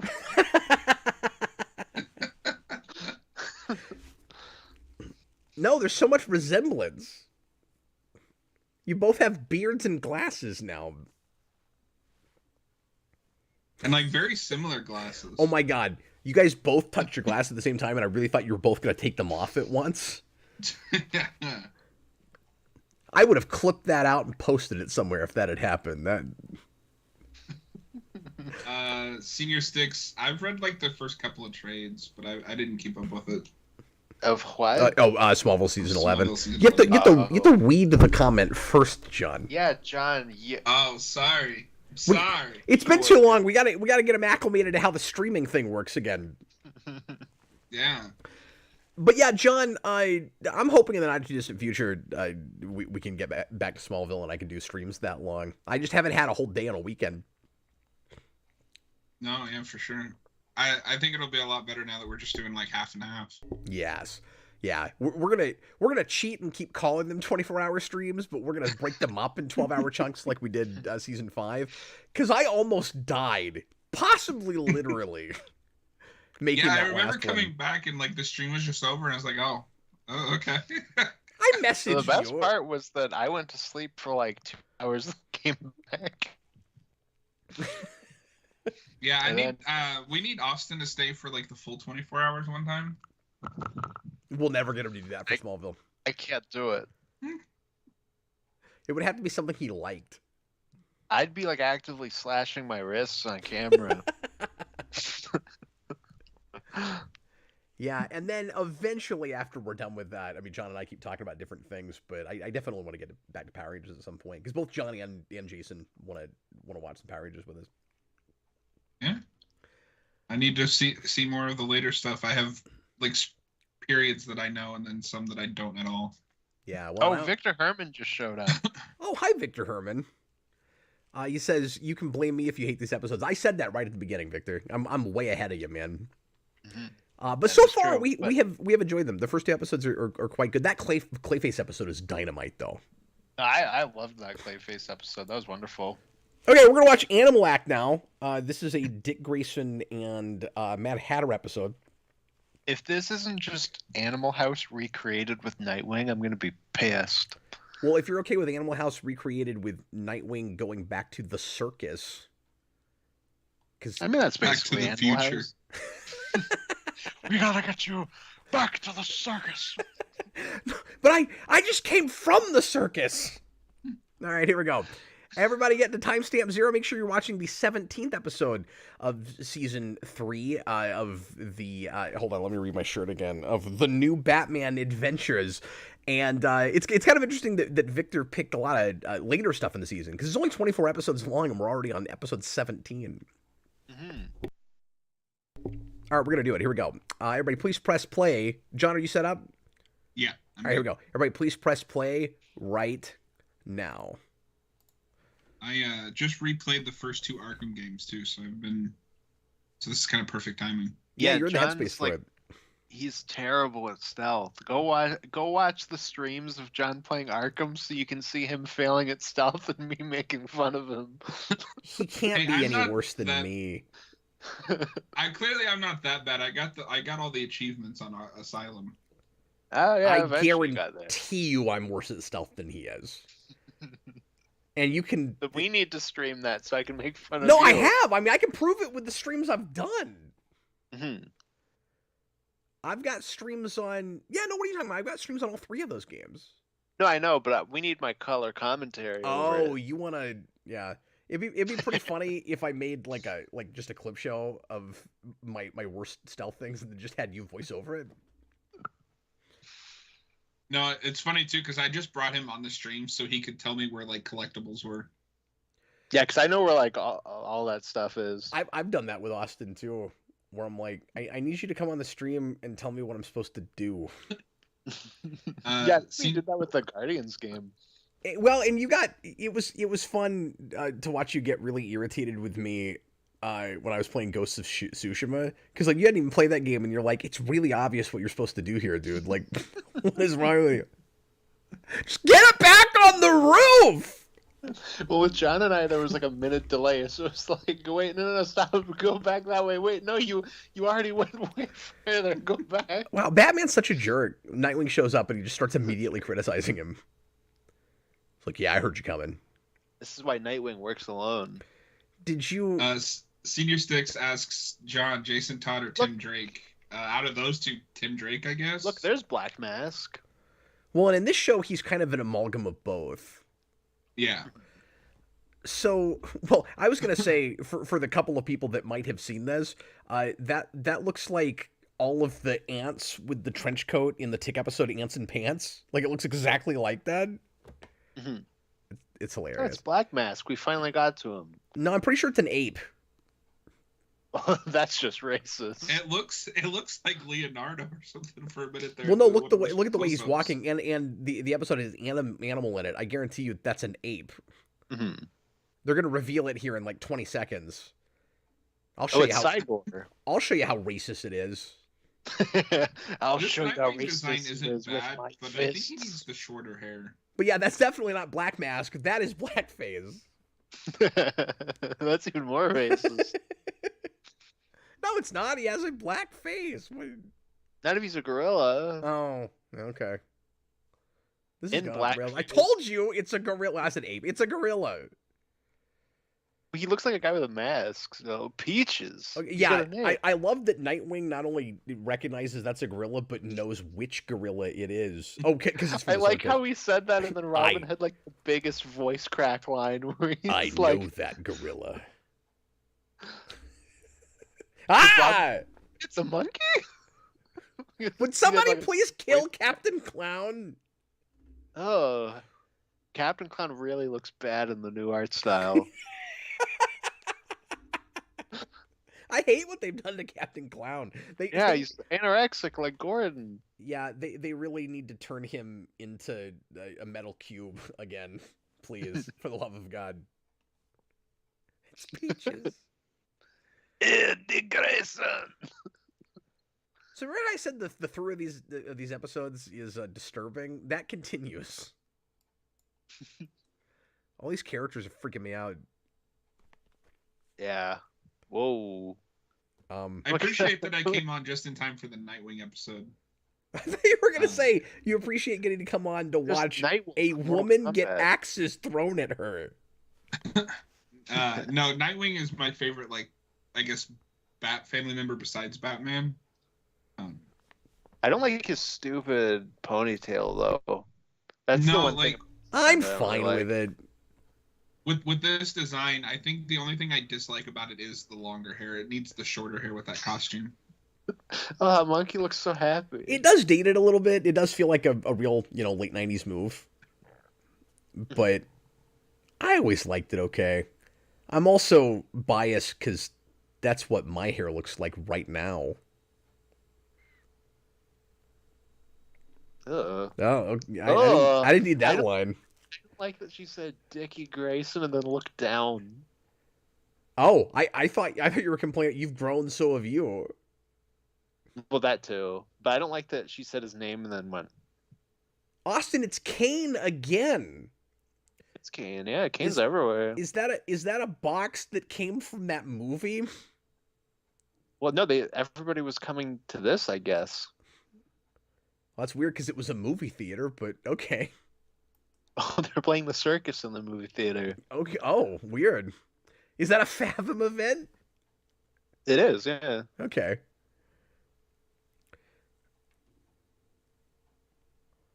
Robert likes the mullet. He's with me on that. Well, yeah, does that count as a mullet? I guess it does. Because Bob the Hunt says Cap doesn't have a mullet. No, I just have a ponytail. It's like a mullet ponytail, I Yeah, guess. I didn't think that was exactly a mullet. I think he just Yeah, I has wouldn't one. have said it was a mullet if you guys No. didn't. But Because When yeah, he's Nightwing and, like, lets it down, I can see it. because you'd have to shave it some of the front to be a mullet, right? I think so. Yeah, I think he just grew his hair out and has a ponytail like I do. There's just not enough of a party at the back. Yeah, exactly. That shot of Batman, the close up looks really weird for some reason. I don't know why. Oh, I think I missed it. They just look kind of off. Well, right now it can't be off. He's just shadow face. No, now he looks cool. There's a lot of shadow face. Yeah, there's been a ton of that. Well, Austin, something I was going to say earlier is I misremembered this show as being like full digital already, but maybe that doesn't happen until Justice League. Because Yeah, I thought it was Justice League when that happens. this is clearly, and we were just talking about TMS earlier. Like this is clearly all still hand drawn, and you'll see like less flecks of dust than first season, but there's still some of it here and there. Mhm. On the boards, Mm-hmm. and they're clearly still using that technique where they're drawing straight on black.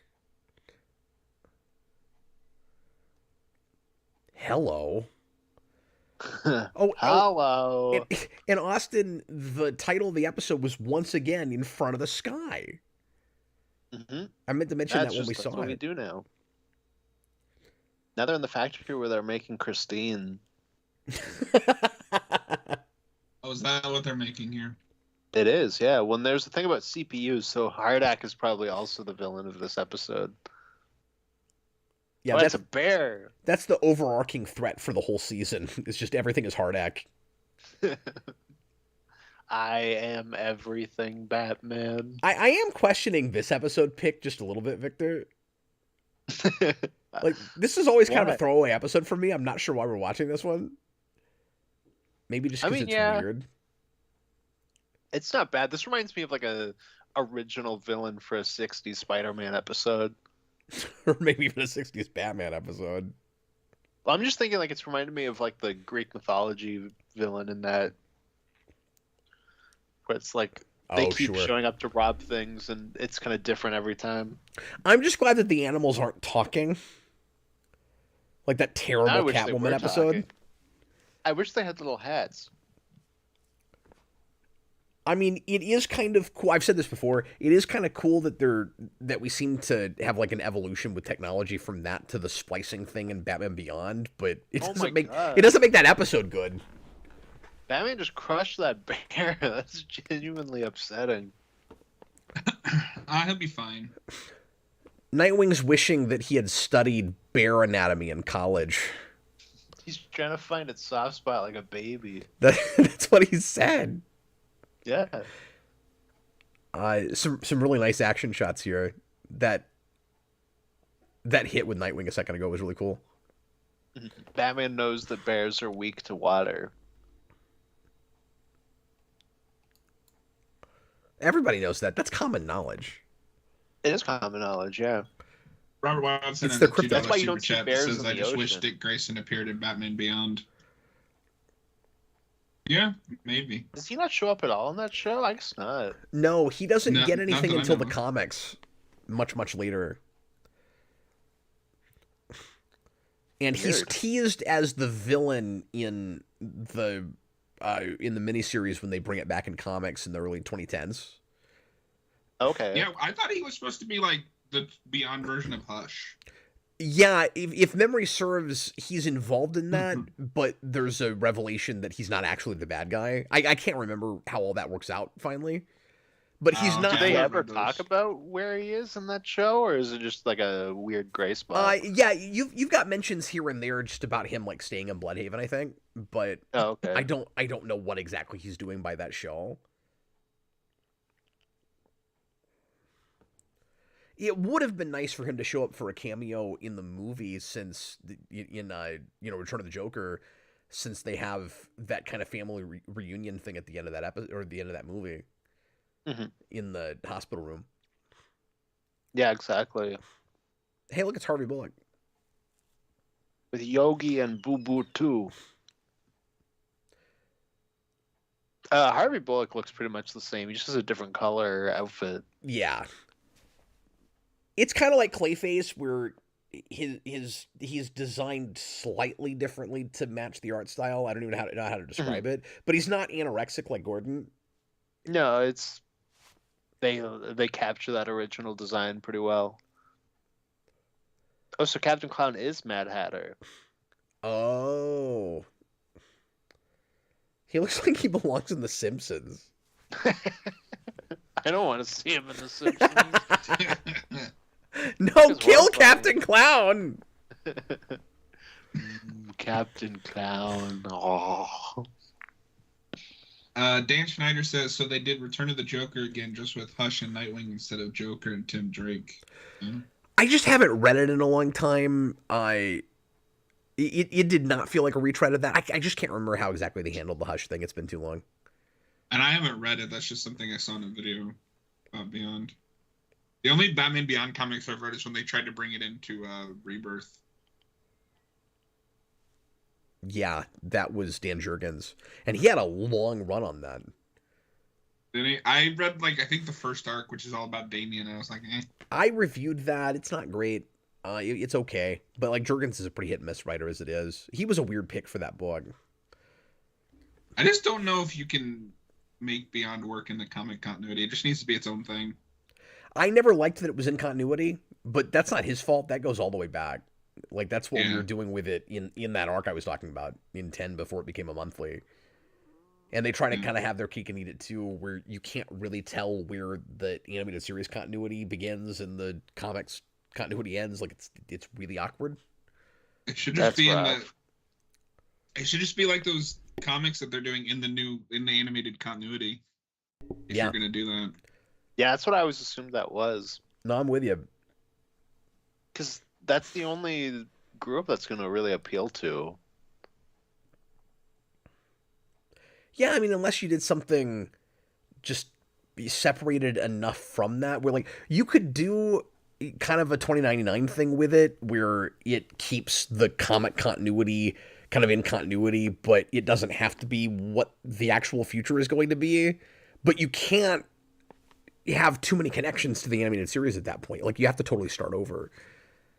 And the problem with it is it's an extension of that show, but canonical with the comics. It's very awkward.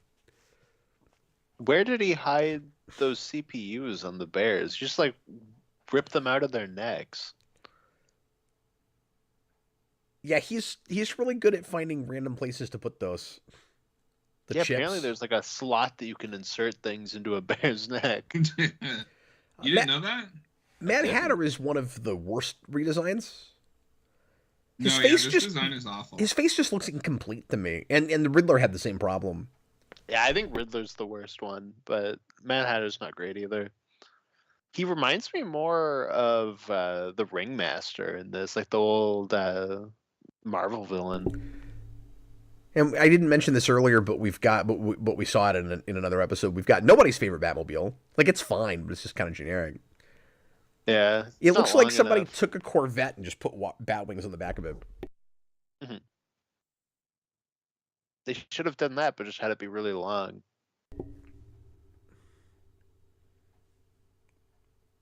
Then it would just be the animated series car. Exactly. He needs to just continue to have really long Batmobiles. Yeah, there's no reason that needed to change. Look, I just don't like it when things are different, Austin. Exactly. No, I mean, that's not fair, because it's supposed to be a nice, few years later, and like so maybe he would have a different Batmobile, but... I like the actual, like, Batman design, though. It's pretty similar to the Justice League one, which is what I think of for this continuity. Yeah, it's better than the Justice League one because he's still got more of the build that he does in the original show. In Justice League, he looks anorexic. Like, They got, like, Twig Batman. And his ears are too long. And I like long ears more than a lot of people, but the ears in that show are ridiculous. He's got like 3 feet tall ears. Yeah, I like longer ears, but like there's a cutoff. Austin, I don't know if you know this, but when you put the long ears from that show on Batman, he's the exact height of the villain from last episode. Oh, that's crazy. Yeah, that makes him 12 feet tall. We should have seen that Batman fight that guy. Well, that Clayface. Oh, yeah, what are we talking about? That was just Clayface. Oh, that's why he was 12 feet tall. I didn't even put that together until now. I'm like, oh, yes, he can be that tall. He's Clayface. That was one of the reasons I was like, he's probably Clayface. Look, I just wasn't even thinking about it. This is just a 60s Batman death trap. Well, I thought that's what it was going to be. I like this voice. They just kind of walked into a tent. Weren't they just tied up a second ago? No, it was just spinning around them. Oh, okay. I thought they were in midair and tied up. No, because you said that. I was like, what are you talking about? Yeah, I was looking at that wrong. It's the Avengers team-up shot. You guys start talking. I'll just watch this. Might be good if I paid attention. Mad Hatter. Oh my god, Wait, when did he put that on her? Well, he inserted it into her neck as well, I guess. No, it's behind her ear. Well, they have a different one. They don't even have the same one as the animals. And that's what the animals should have had. Yeah. They showed the one she's wearing. It's like behind her ear. My question is, when did it get there? No, I know. Well, she clearly had it to begin with, and he like tricked them, I guess. But I don't know. What would be really funny is if they were just all going through the perchance to dream thing.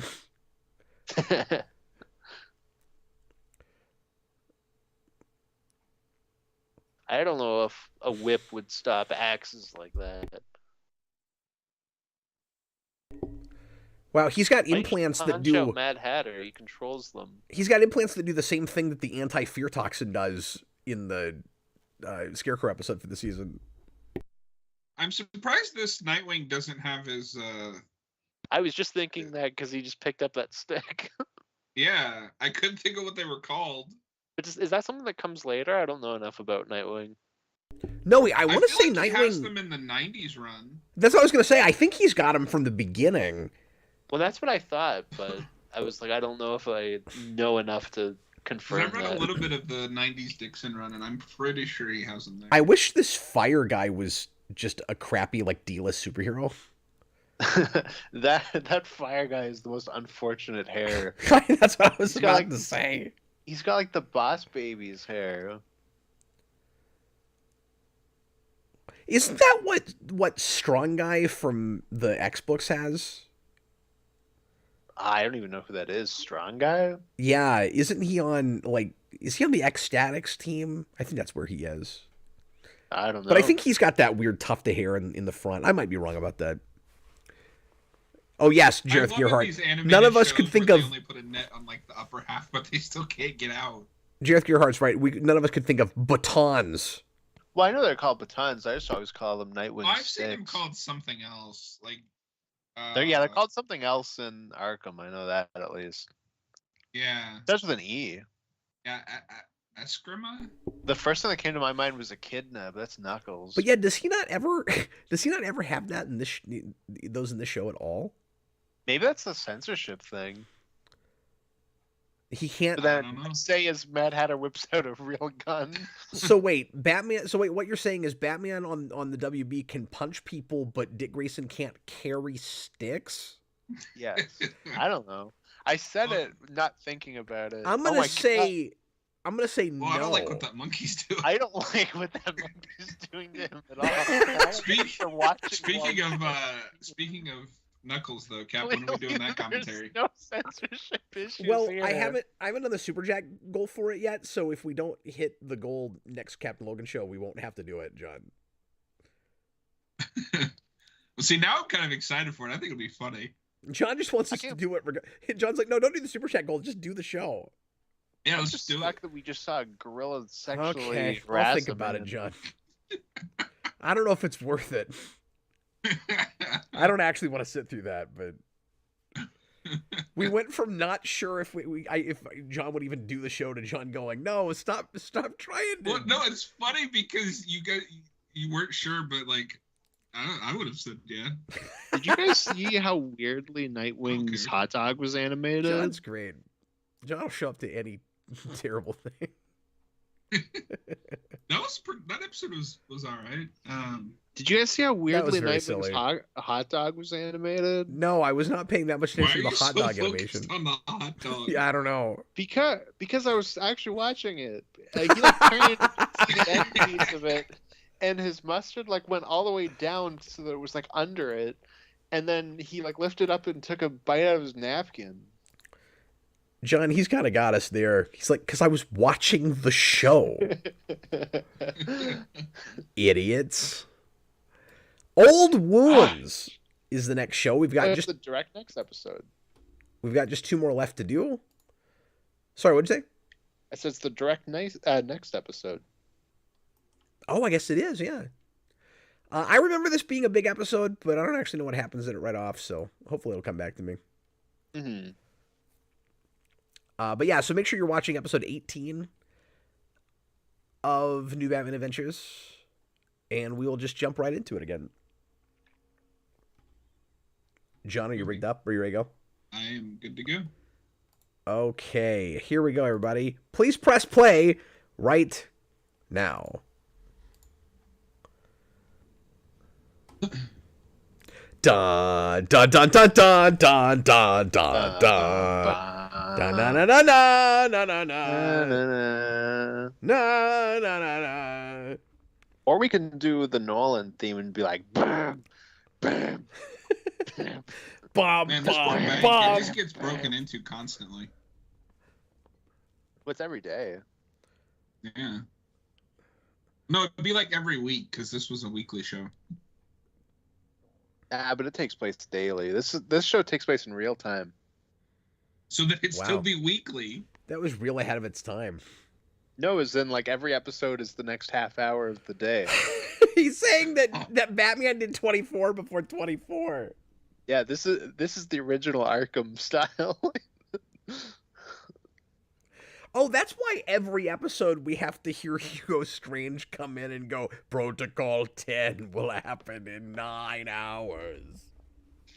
And then the next episode, it will begin in 8.5 hours. But the show has a bunch of side quests to do. That's why Protocol 10 happens.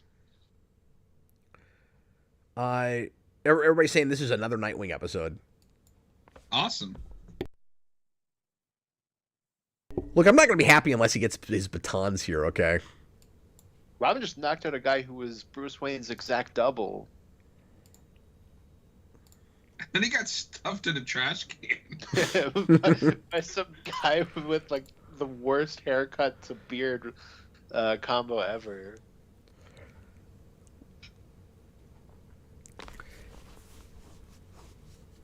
Yeah, but he kind of looks like Kevin Eastman. Robin's jealous of that guy's ponytail.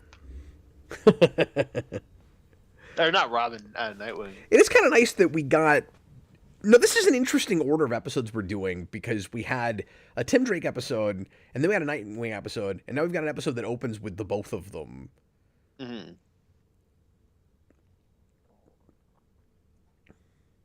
Robin hit puberty because his voice is deeper now.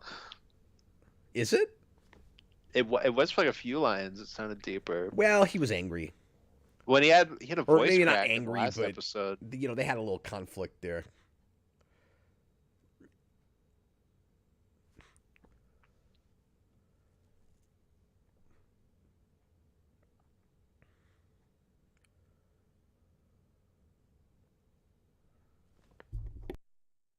I like how even graduation happens at night here.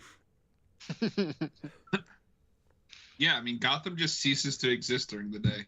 I don't think day's been invented yet. But yeah, I like that conversation at the beginning of this where they've got a different perspective on what it means to be Robin and how... Boo this Dean for saying Richard. Well, that's his real name, and that's what it would say on his That's not what he goes diploma. by. Okay, I'm going to nitpick this. It might have been nice doing this flashback if Batman had something a little bit closer to the suit he had in the last show. That's fair. Like, this is before Dick Grayson becomes Nightwing, I think. Why? I feel like this is going to be... Yeah, no, this is the story of Like, how he... of how he becomes stopping Nightwing. Robin. Yeah. I don't know. I've... It's not often you see animated series, at least in my experience, revert back to the old style for... No, but I wish they would.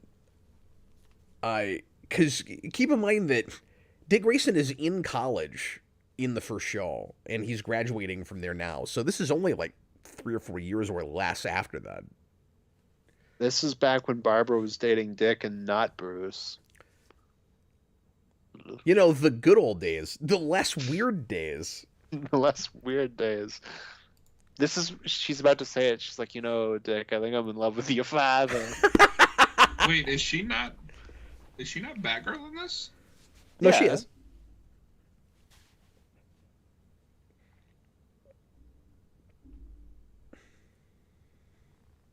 Goth space. That's an unfortunate name. Very.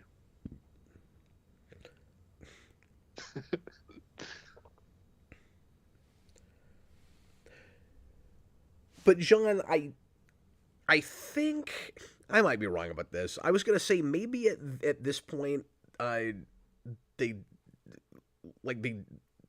don't know Barbara's identity, but I think they do, right?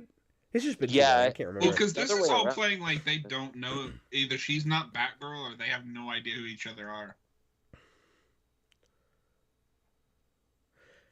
Also, clean out the fridge? What?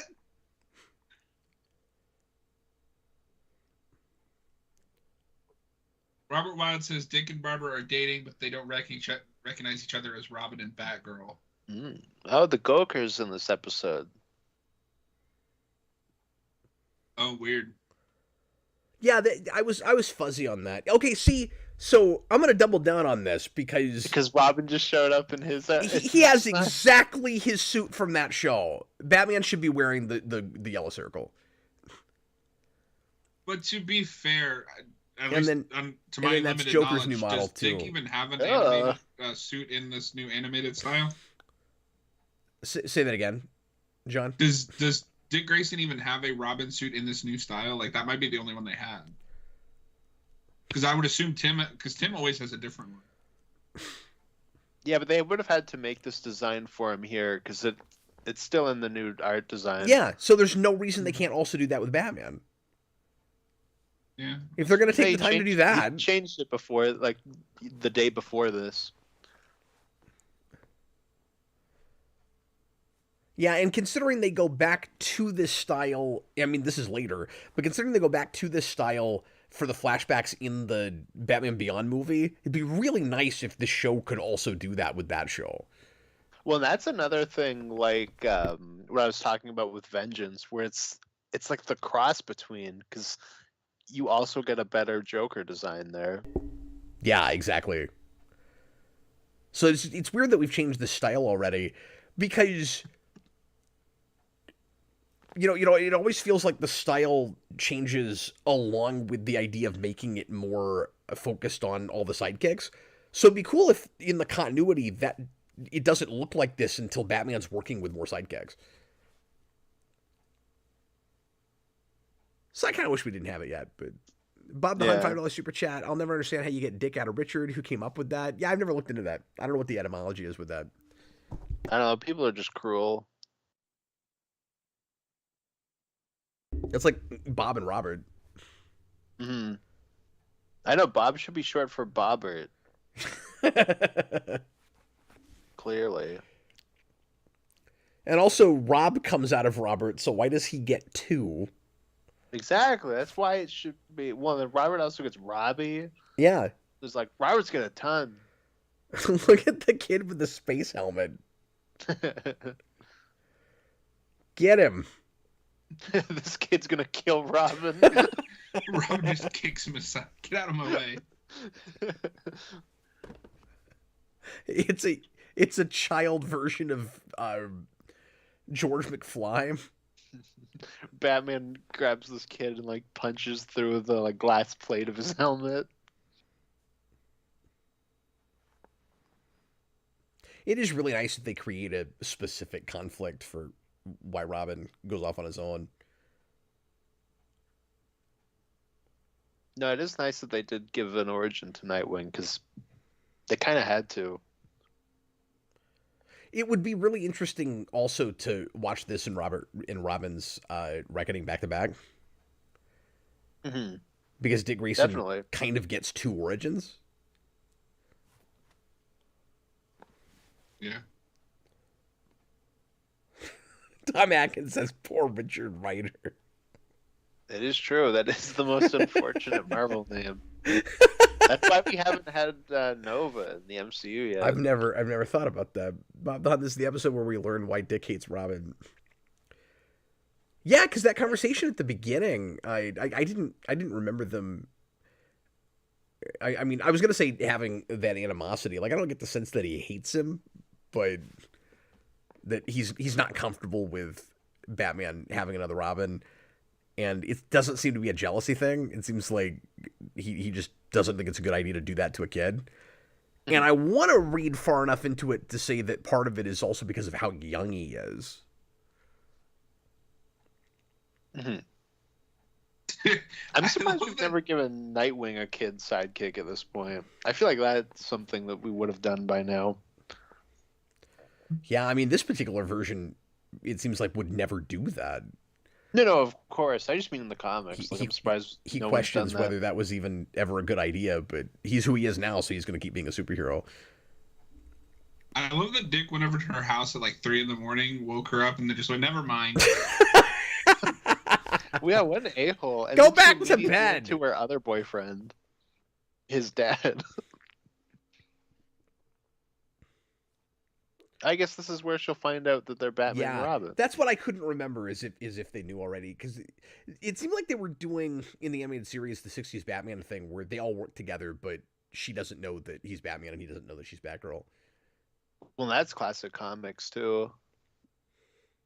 Robert Wild says, Cap, have you seen that the Batman and Joker cameo in Crisis Part 3 is using the classic TAS designs? Somebody mentioned that there was something TAS in that, but I had not looked into it. Yeah, there was like a clip that came out where it's Batman standing on a roof and then Joker climbs up and he like throws Joker. It's like 30 seconds. I assume they'll show up and do nothing, but we'll see. That's a great moment. That was a weird face. So wait, was Alfred just hanging out here? That's pretty funny though. No, Alfred walks in and has a joke and he says, "Okay, I admit it, I'm Batman." It's great. But Alfred was already down here. Well, he's probably just cleaning or something. That's true. I mean, Alfred probably spends a lot of time in the Batcave because keep in mind he also does all the like mechanical repairs and. Mm-hmm. I just like the idea that Alfred's locked down here and he can't go back up to the mansion. He has to live in the cave.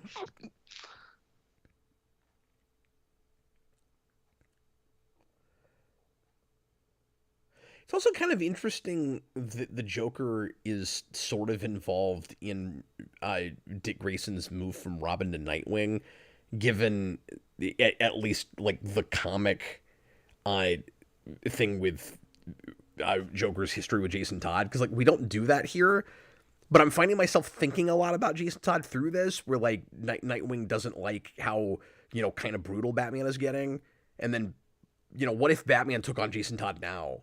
Like, and then Tim Drake being kind of a combination of comic Tim Drake and Jason Todd. Mm-hmm. Yeah, I could have seen them going to like Two-Face or something for this too.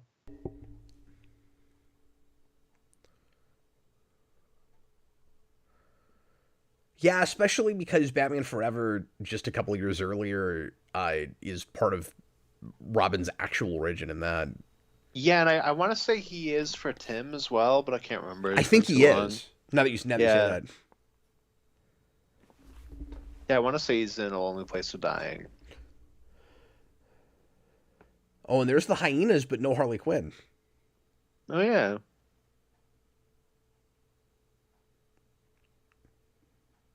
Well, I almost just said the stupidest thing, and I'm glad I didn't. Now you got to say what your stupid thing was that you didn't say. I almost said, well, did Harley even get a redesign in this new season? We're about to see it. Yeah, her most famous episode ever made. Oh, I like that hat Joker has. Yeah, but like not really. Like she looks more or less the same compared to Joker. Same. Yeah. But also helps that she's just an original character.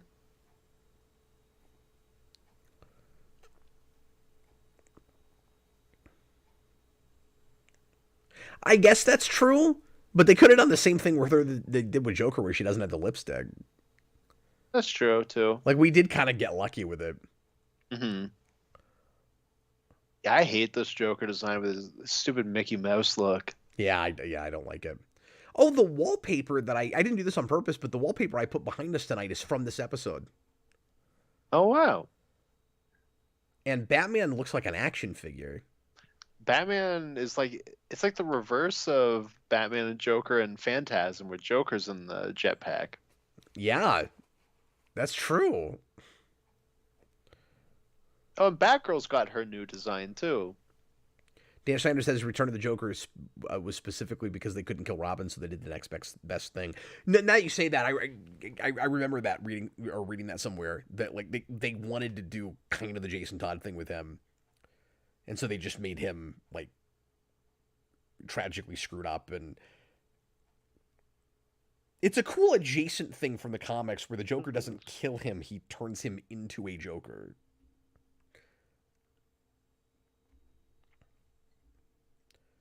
You didn't get to cripple Barbara or kill Robin. You just got to make him Little Robin or Little Joker. Yeah, and it's disturbing. That's the best part of that movie. It is surreal seeing Robin in with all these other characters in this design. I don't remember this, and I know I've seen this whole show. This just reminds me of Batman and Robin. The I've got you. Well, who's got you? What does it remind you of Batman and Robin? Nothing. I mean, that movie is one of the greatest movies ever made.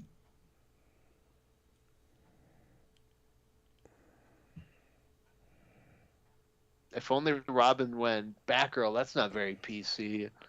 We're gonna have to kill you if you know our identities. That was a pretty good line. Do I hit your kids? Oh, wait, no, I do. Well, the bears go to the dealers. Tell me about bears and rabbits. At this point, I think of the game with that part more than the actual movie. Because there's so much more bears and rabbits talk in the game. Well, and if you mess up in that section, you have to hear it a lot more. I think. There's the one part that always sticks with me where you're interrogating the guy and Batman's like, "Tell me about bears and rabbits." Yeah. It's beautiful.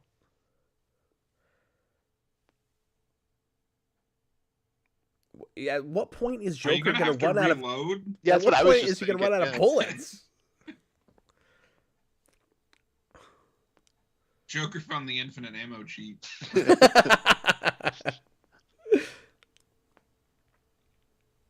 We He got didn't even run out of ammo. He just stopped shooting. jump away from the electricity.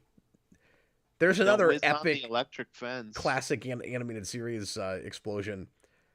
You know, Yeah. another kind of through line with the episodes that Victor picked. Like, I'm just analyzing his choices now. And they're not all this way, but some of them, like episodes that feel a lot more like the first show. Mhm.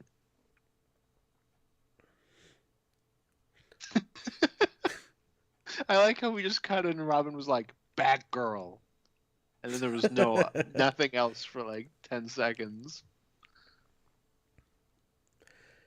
Nah, this is a great motivation.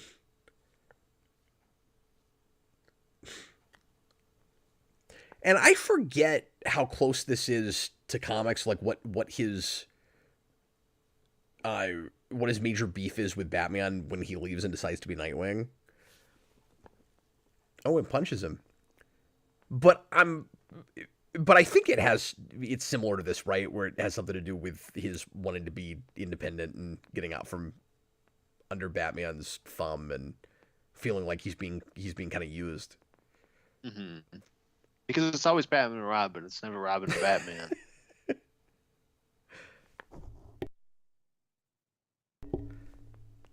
Yeah, this makes that conflict in Batman Forever even worse. Batman and Robin, you mean? No, I mean Batman Forever.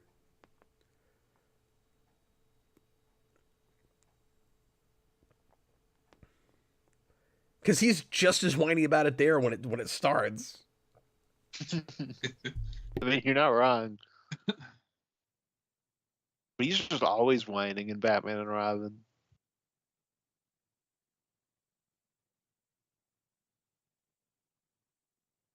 Oh, Nightwing looked weird from that perspective. Yeah, there's certain angles you can't animate him in. Well, because his chest is the same shape as a Dorito. Robert says when he becomes Nightwing in the comics, it isn't as much of a falling out initially. I don't think I've ever actually read that. Yeah, I don't think I've read the origin of Nightwing just- in the comics either. Read about it. I think in the comics it's more just he goes off to be in the Teen Titans, and like wants to do his own thing with them. I think I could be wrong. Yeah, maybe so. I don't know. Because I've read the origins of Dick as Robin, Tim and Jason, That smile was hilarious. and Oracle, but not Nightwing. I remember reading at some point. I haven't read Nightwing Year One, but I think he gets the idea for the name Nightwing from Superman in the comics, but I could be wrong. That's interesting if it has anything to do with Krypton, because there's a Nightwing on Krypton. And I always wondered if there was supposed to be a correlation. That is really funny that Batman and Nightwing don't really have a falling out, but Batman and Oracle do in the comics. Yeah. I love how sophisticated those guys are with, I know I keep going back to this, but with the kind of mandated premise of the show, where they're like, okay, if we're going to be stuck making this more about the sidekicks, then we're gonna have at least one of them have a beef with Batman over it, and we're gonna question his morality in using children. Like, that's fantastic, because you know that that's not what the studio was thinking when they asked them to make the show.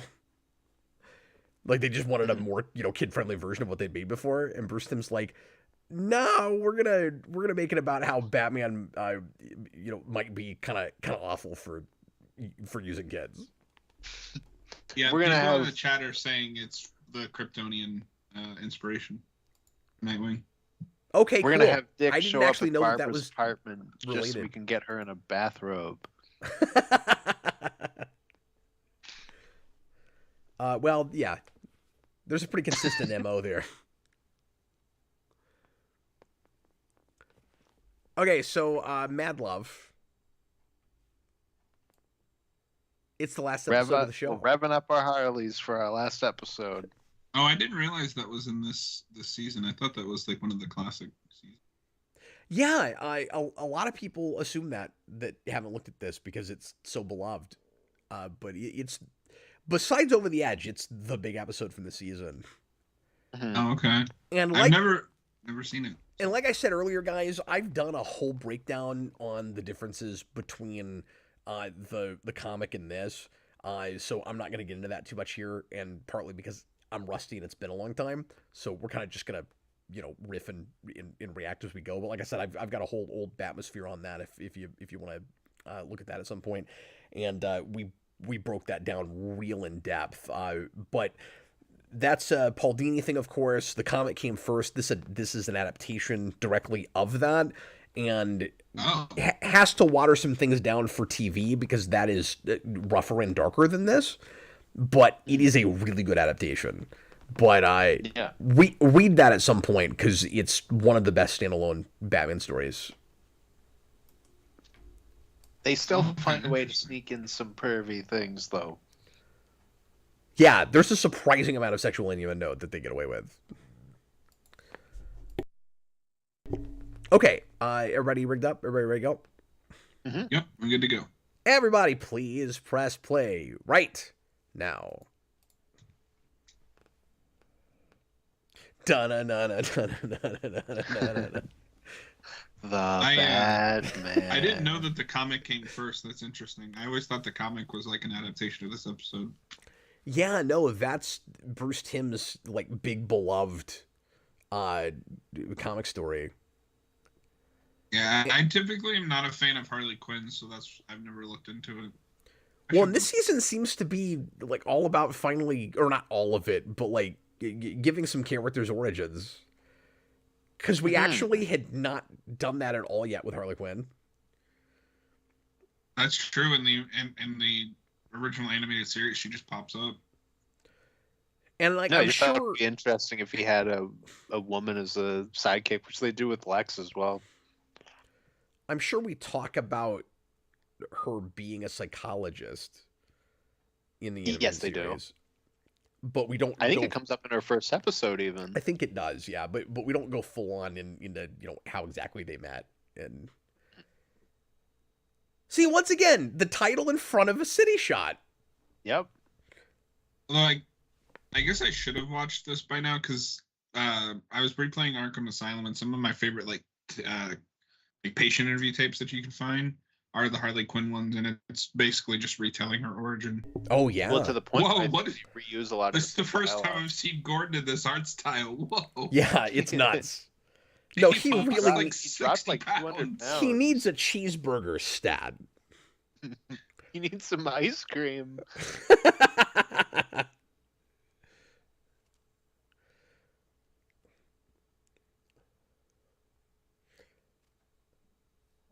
It's like the origin to the Arkham designs. This is a really weird adaptation of Killing Joke, Austin.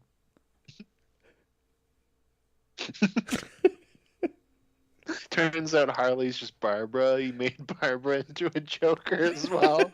Oh no! I took pictures of your daughter as me! And then I'm going to strap you to a chair in a dentist office instead of taking you to a dilapidated carnival. Look at this throne made of teeth that I sit on.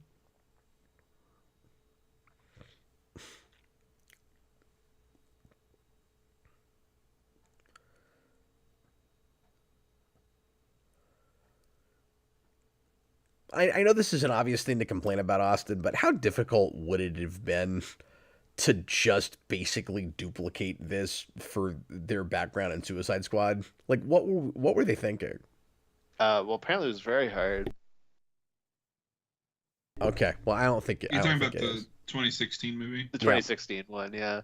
I'd heard that they shot a lot of that stuff, but test audiences didn't react positively or something. Yeah, apparently there's like one scene where he punches her.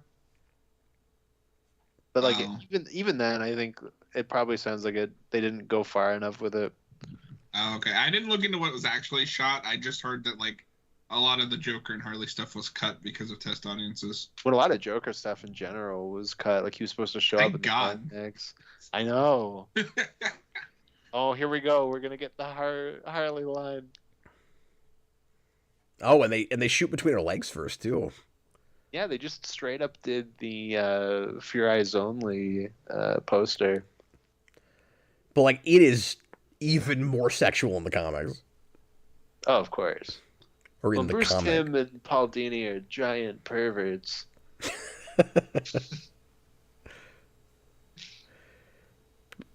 But yeah, it is kind of shocking they got that on television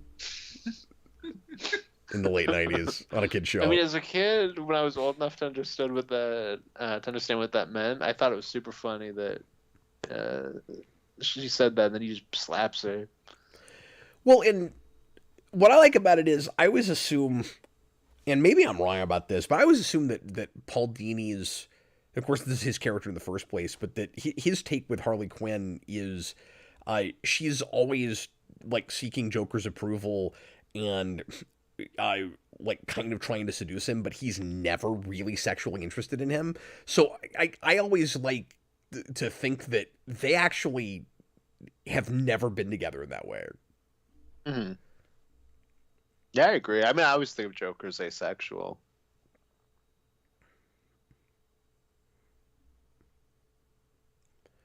And I wonder if that's just kind of a joke to him, where he knows that she's, in love with him and obsessed with him, and it's funny to him to like never play with that. Yeah, to never give her that.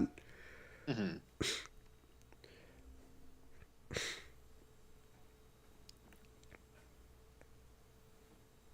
Yeah, I tend to prefer Joker stories when it's just him. Like, I don't hate Harley Quinn, but I only like this Harley Quinn. Like Harley's just all Arlene Sorkin to me. Yep, I have that too.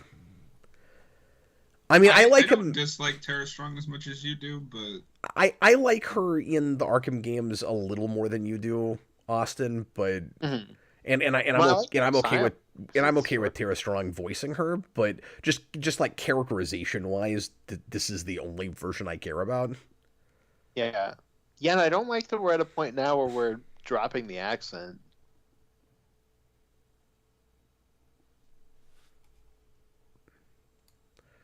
Yeah, we've also laid it on too thick in places. No, and that's true too.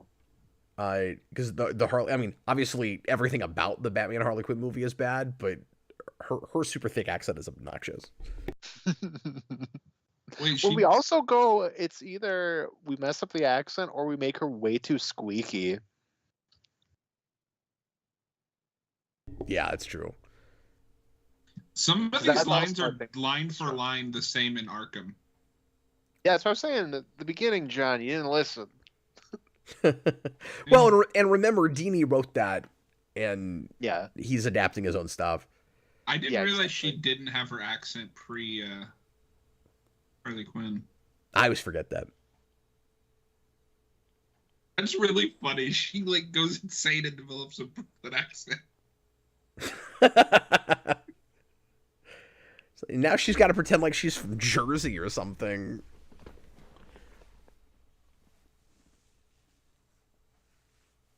Yeah, I mean, Robert Wild. I think Margot Robbie is used really well in the Suicide Squad. That's the best like non-DC AU version. Well, I think he's just Yeah, talking about. He's just talking about the accent. Yeah, and I Oh, like no, her he's fine not. I thought he in was the talking about the Suicide accent. No, Squad. Robert Wild said I think Margot Robbie's No, I used see really it well now. in the. And I like her fine in the Suicide Squad. Like she gets like that really cool action scene and stuff. But she's still my least favorite character in that movie.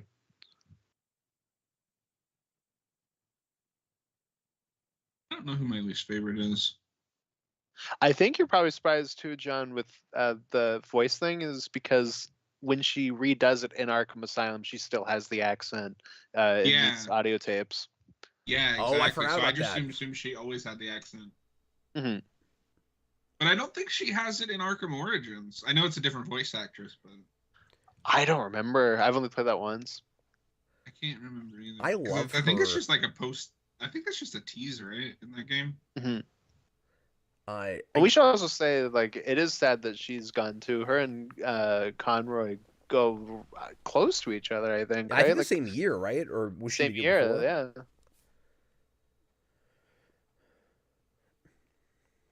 And of course, Joker's do that classic thing where he's making up backstory that's probably not true. hmm But yeah, I was just gonna say, I still remember the Captain Clown running around.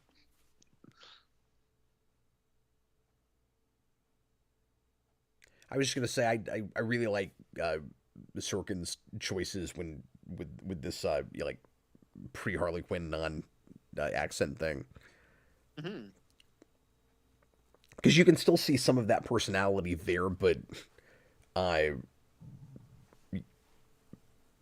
pushed down. Yeah, not exaggerated. So like, does he bring something out of her, or does she turn into that?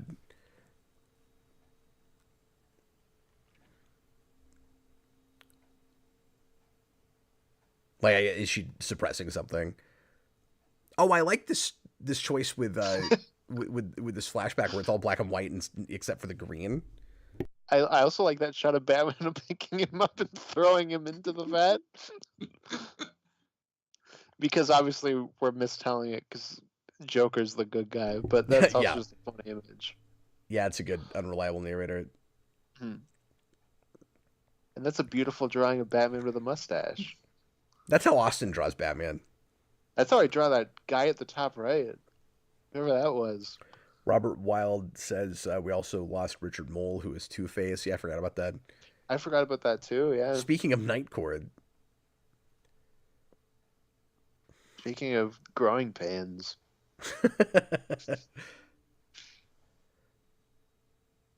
that's the guy from Night Court, right? I don't know anything about Night Court outside of Red Letter Media liking that. And I just met the actress who voiced Poison Ivy at a convention this year too. Oh, that's cool. See, Cap, the design thing is weirder here What do you mean? because this is before Harley became Harley, and Batman has the new design. Yeah, it's like they're just not gonna do it. They're just committed to that new design. No, sorry, I wasn't even thinking about that. That's okay. I was like, I don't think he's going to complain about it, so I will for him. Sorry, I'm glad you did. No, I'm distracted. I'm having an issue with my glasses and it's hurting my nose. I'm glad this is the last episode. I'm kind of having a hard time getting through this, honestly.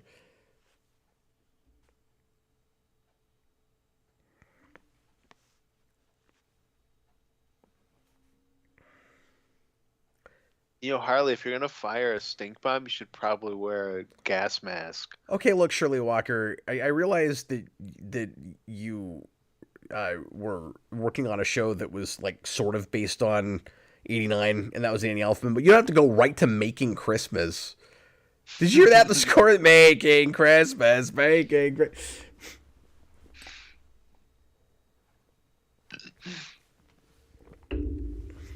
La la la. Yeah, I don't know why Joker had the hyenas last episode. What's that? I still don't get why Joker had her hyenas last episode. Yeah, I don't know. Whoa. I love this bat signal. It is a cool one.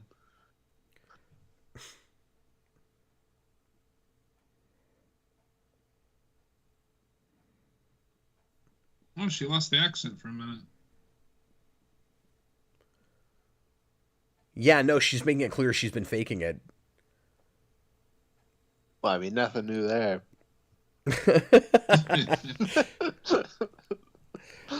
But that's a really cool choice though, where it's like, okay, now she's gonna be sincere. This has been an act the whole time. She's been playing dumb.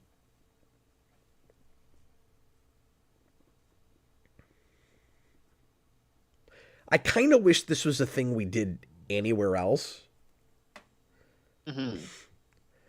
Yeah, because when she's Harleen Quinzel in her first episode, I think she just has the accent. I was gonna say, I feel like this is a retcon, but I like it a lot, so I don't care. Oh my god, Batman just killed the Joker finally. Yeah, and I agree with you. That's clearly the same technology as Captain Clown. He just killed Captain Clown 2.0. Just Bill Cosby. I was going to say, they should have done a follow-up to Captain Clown where you think it's the Joker the whole time, but it turns out to be a robot. And then you could even like connect that to Hardak somehow, and it can all be connected. We've mentioned the Hardak Captain Clown cinematic universe. We can't stop it with Hardak.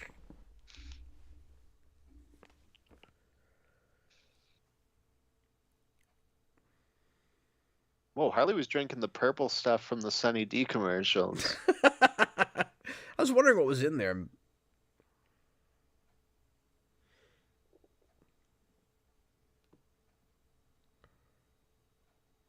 Dan Schneider says their Joker's hyenas, not Harley's, because they laugh. I don't know. I always thought they were her pads. I think that's more of like a thing we do now. Is that more of a modern thing? Or at least like retroactively.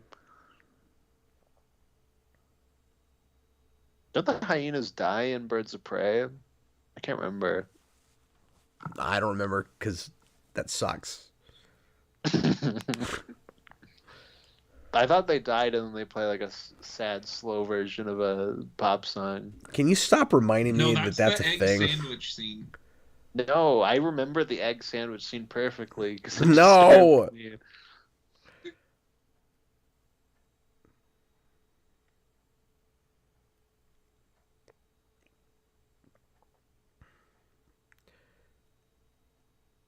She's so much more likable here than she is anywhere else in the show. Anywhere else, period. No, I really like her in this episode. Not like I said, I'm not typically a Harley Quinn fan. I think one of the reasons people remember this as being earlier is because honestly, it's so quintessential. You kind of wish it had been like her third or fourth episode. Well, and because we're so focused on Harley, and like you said, yeah, her design doesn't really change. So if you think of the big moments of this episode, there's not a lot of signs of that. That's a great point. Yeah, I don't. Because obviously you have Joker, but like Joker's not in this episode a ton. Like he's obviously there, but no, you're right. All you'd be thinking about is Harley and the big shots that you would remember could have been in the other show. Mm-hmm. And I don't know how accurate Max is with the episode order, but just going off the Max order, it's insane. This is like the series finale. Robert says in her first episode, Harleen Quinzel was clearly meant to be a fake name. I never caught that, if that's true. Well, there is a thing with that where she shows up and she's like, I'm Dr. Harleen Quinzel, and Bullock doesn't know who she is. That was a great line. Joker can't do a thing because he thinks it's too Riddler. That's the thing I want to see. I want to see more villains worried about, where it's like, I could do this plot, but it's just a Riddler plot. Because that's every 60s Batman plot.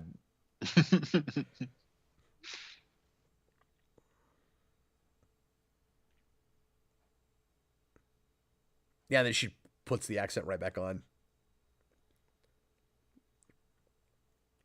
Batman's just hanging out there while this all goes down.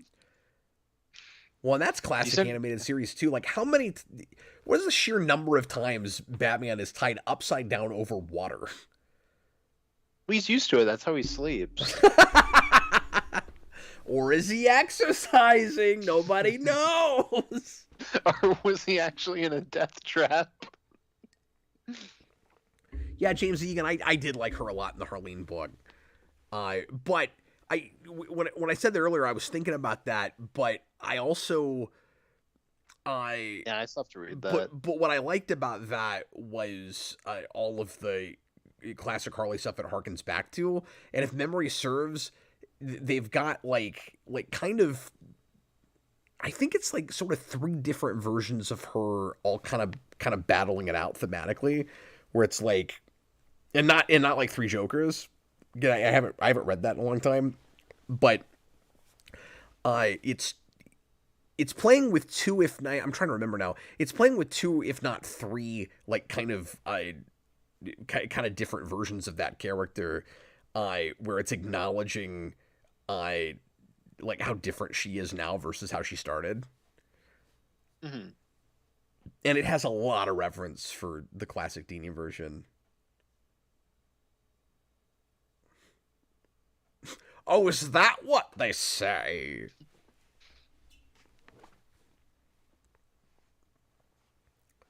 You didn't even have a clever No one, dumb Joker. friends.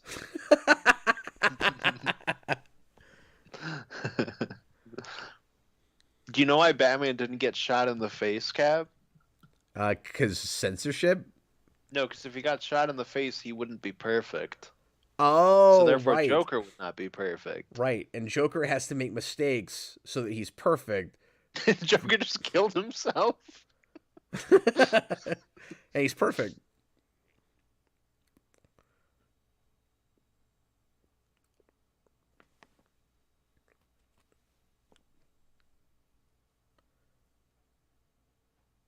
Nah, Batman's just trying to make her look good. Austin's right. He's used to being upside down. Exactly. Batman likes it. Well, I like that was done through their shadows. That was a cool idea for a shot. Yeah, that's neat. I forgot about that great Batman speech where he's taunting Joker by saying that Harley Quinn was better at almost killing him. Mm-hmm. She's even He was more better perfect at than almost him. got him. Yeah.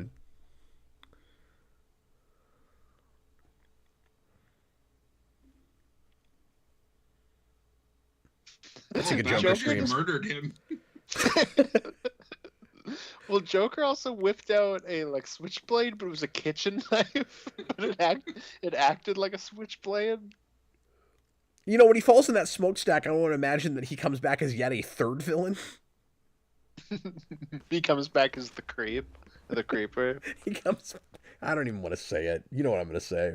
No, now you have to say it. He comes back as what? He comes back as Blackface. Oh no! Because of all the soot. Because of all the soot. No, I got it. I got it. Look, for anybody offended, that was Austin's terrible joke from the very beginning of the stream, and That wasn't a terrible joke. It was a slip up. it was a slip of the tongue.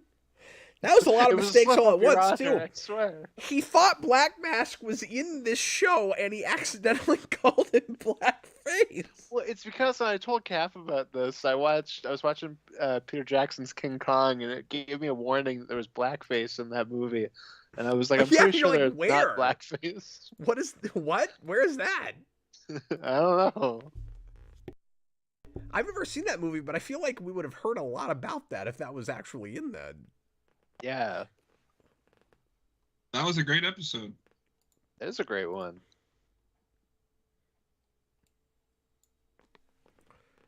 Robin's, Oh, Robert Wild Robin. wants to cancel Cap. He says we got to cancel Cap. Yeah, I publicly apologize.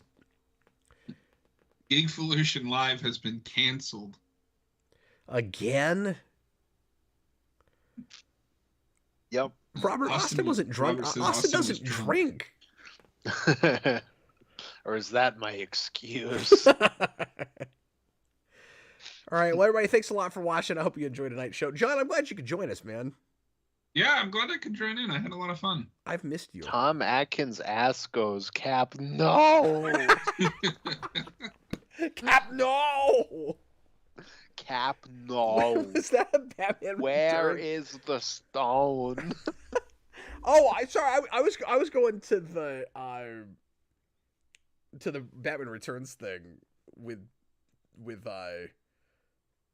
what's his face? I can't think of it now. Christopher Walken's kid who does that accent. He's like, Dad, no. Dad, no. Viktor Hermann says, thanks for this, guys. This is great. No, thanks for the episode selections. I'm glad we had somebody else do those because he picked things that I wouldn't have thought of and that wouldn't come up besides Mad Love. Mm-hmm. If it were up to me, we'd be watching that Killer Croc Baby Doll episode. Yeah, if it was up to you, we'd watch that 5 times. Mm-hmm. Exactly. Because you're obsessed with Killer Croc. James Egan asks, Austin, have you read Riddler Year One? That's so funny. Cap and I were talking about that last night. I read the first half when it was coming out in issues, and I have to finish it, but I really liked it. Yeah, he's wanting to review that at some point. I still haven't decided what my pick will be for the vault this month. Are you still just kind of like back and forth between like 3 or 4 things? Yeah. You should pick whatever one Austin hates the most. Yeah, that's why I haven't decided yet. I'm trying to figure out which of my picks Austin will dislike the most. No, I'm sorry, Austin, what'd you ask? No, I said, what are they? Like, what are the 3 or 4? Unless you don't want to say. No, I can say the big ones I've been between are the first 89 mini because I've never reviewed it. But I've been hesitant on that because I don't love it, and then but there is that new one coming out now too, so it is kind of topical. That's part of it too, yeah. And then Batman Year 3. Oh, okay. Is one. There's a Year 3? Because I talked about doing that last year. Yeah, with the villain Reaper, who may or may not. No, that's Year 2. Is that 2? Yeah, that is 2. There is a Year 3, but the Reaper one is 2. Okay, then that was the one I was talking about. Because I think 3 has the origin of Robin. Oh, that's right. I mixed those up. No, it's all good. Crazy. But yeah, that character may or may not be the blueprint for Phantasm. Yeah, I think they are. There's been disputed stuff about that, where like some of the guys that work on that movie say that it has nothing to do with that, but I have a hard time buying that. Mm-hmm. Because there's so much about it that seems, close to that. And then I read half of that newer Joker series by Tinian. Oh yeah, Joker. No, not Joker Year 1. It's just called Joker, and it was a 13-issue maxi series or ongoing, depending on how you want to look at it, called Joker. And he's doing a follow up to that right now, so that's also kind of topical. But I was enjoying that, and I haven't finished it, and I don't know if I want to do a thing where we have to read 13 issues, but we could maybe do half of it. I mean, if you pick that, we can do all of it. It's not a big deal. They read fast. Yeah. But yeah, those are the 3 I'm thinking about right now. Mm-hmm. Yeah, because the thing that I'm doing after your next one or your first one, we're splitting in half, but like it also makes sense. Well, with that, it's like a maxi, like that's fine. Yeah, well, and part of that's because that's old comics that are very wordy. Mm-hmm. That is true. Well, once again, guys, really appreciate you joining us. John, we'll have you back soon, man. I hope. Yeah, for sure. And I hope we're not too far down the road before we get back to Smallville. But I got a baby in the house. I got to help my wife out with her on the weekends. And Cap's just like, I just don't want to get to Darkseid. Well, there's other stuff even before that I'm not really looking forward to. But no, but like the Darkseid stuff is the worst stuff. There's worse stuff? It's bad. I mean, I'm checked out enough by then that I don't even have feelings about that right now. There's plenty of other things. But going into 6, at least we'll get the Green Arrow stuff, and that's fun. Yeah, Like 6 is still the best Green Arrow adaptation. That's true. Yeah, I guess let's not say much. Well, I mean, I say that. I mean, I like a lot of things about the first first half of the second season of Arrow, but I mean, I like that stuff too, but even then, just as an adaptation of Green Arrow. It feels like Batman. No, that's true. All right, guys, we're going. Jareth Gearhart has apparently been having a rough day. He says, "Thanks for the stream. It made me feel better tonight." Well, I'm glad, man. Or he was sick, and we cured him with our godlike ability. We cured him with. Everybody Austin's... give us a hallelujah in the chat. Whenever Austin thinks that a supervillain is in a show that isn't, somebody gets cured. An angel gets its wings. Exactly. Okay, we gotta go. Thanks everybody for being here. Bye, folks.